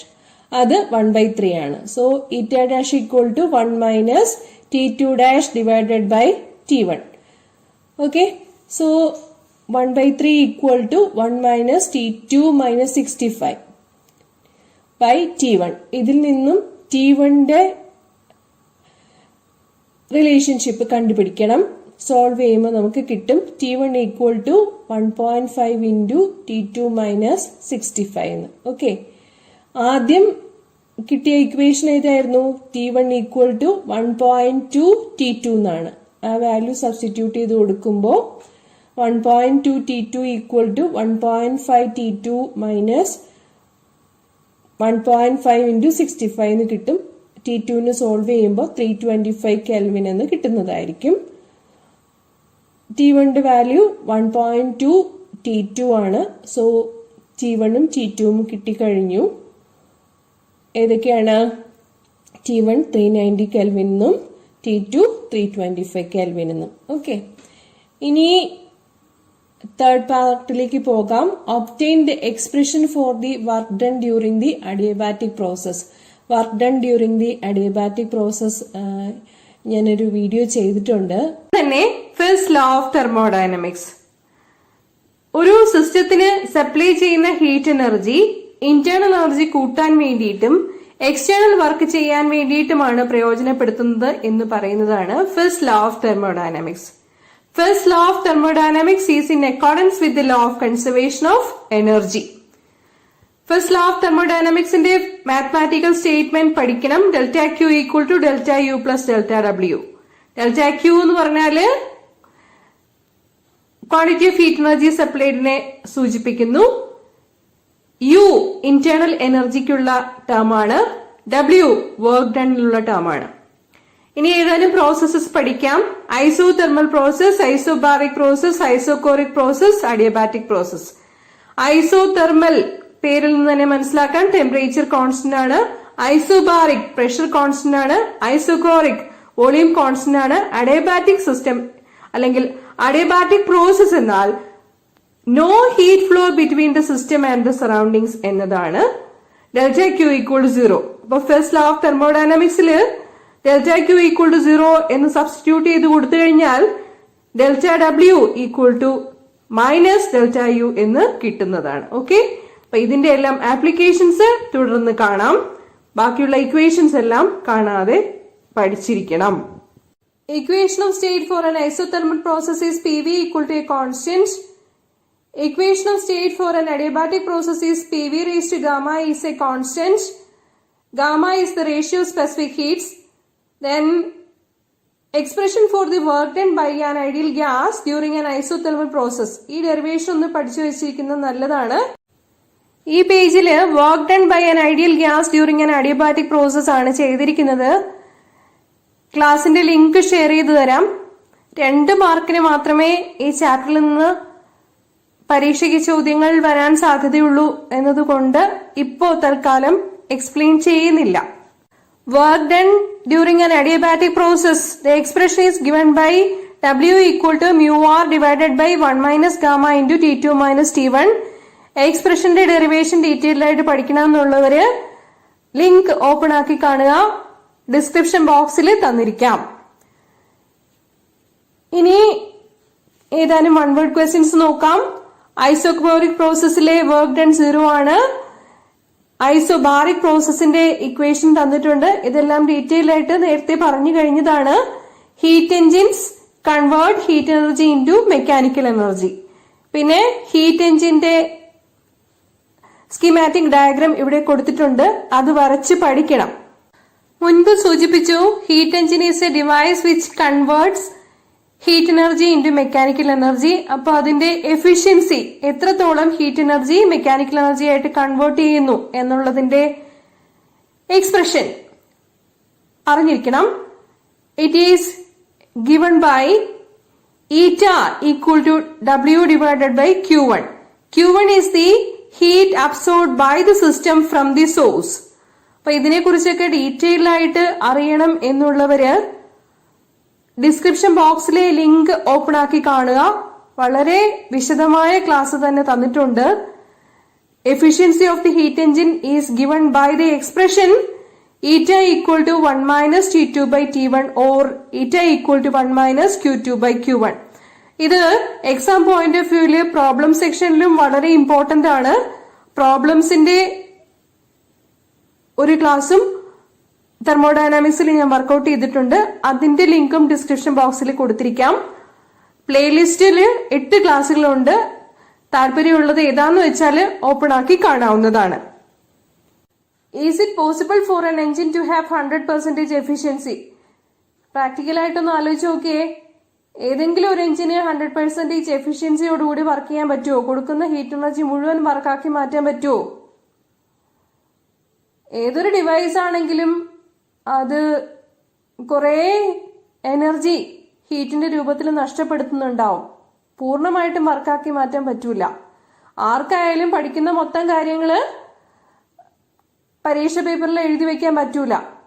അതിനൊക്കെ ഒരു ലിമിറ്റ് ഉണ്ട് അല്ലെ? അപ്പം 100% എഫിഷ്യന്റ് ആയിട്ടുള്ള ഒരു ഡിവൈസ് ഒരിക്കലും പോസിബിൾ അല്ല. കുറെ എന്തായാലും ഹീറ്റ് ആയിട്ട് നഷ്ടപ്പെട്ടു പോകാനും അതുപോലെ വേസ്റ്റേജ് ഓഫ് എനർജി ഉണ്ടാവാനും ഒക്കെ സാധ്യതയുണ്ട്. ഓക്കെ, ഈറ്റ ഈക്വൽ ടു 1 അല്ലെങ്കിൽ 100% എന്ന് പറഞ്ഞു കഴിഞ്ഞാല് Q2 0 ആയിരിക്കണം എന്നാണ്. Q2 0 ആണെങ്കിൽ മാത്രമേ എന്ത് വരുവുള്ളൂ? ഈറ്റയുടെ വാല്യൂ 1 കിട്ടുകയുള്ളൂ, അല്ലെങ്കിൽ 100% വരികയുള്ളൂ.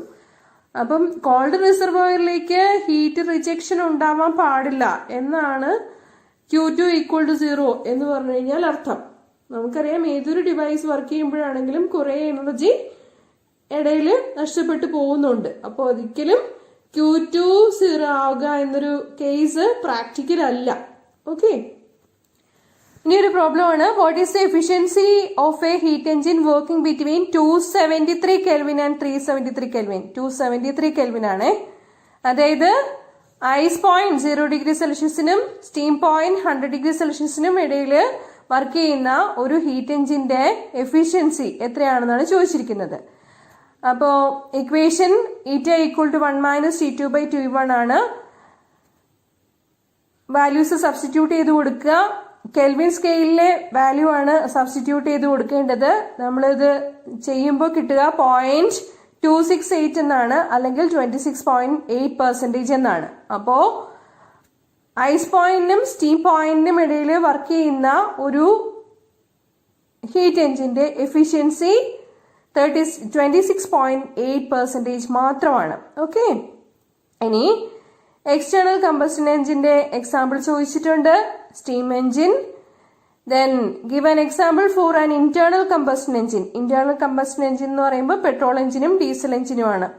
ഇതിന്റെയൊക്കെ ഡീറ്റെയിൽസ് വേണമെന്നുണ്ടെങ്കിൽ വീഡിയോ ക്ലാസ് ഒന്ന് റെഫർ ചെയ്യണം, അല്ലെങ്കിൽ പേര് മാത്രം പഠിച്ചാലും മതിയാകും.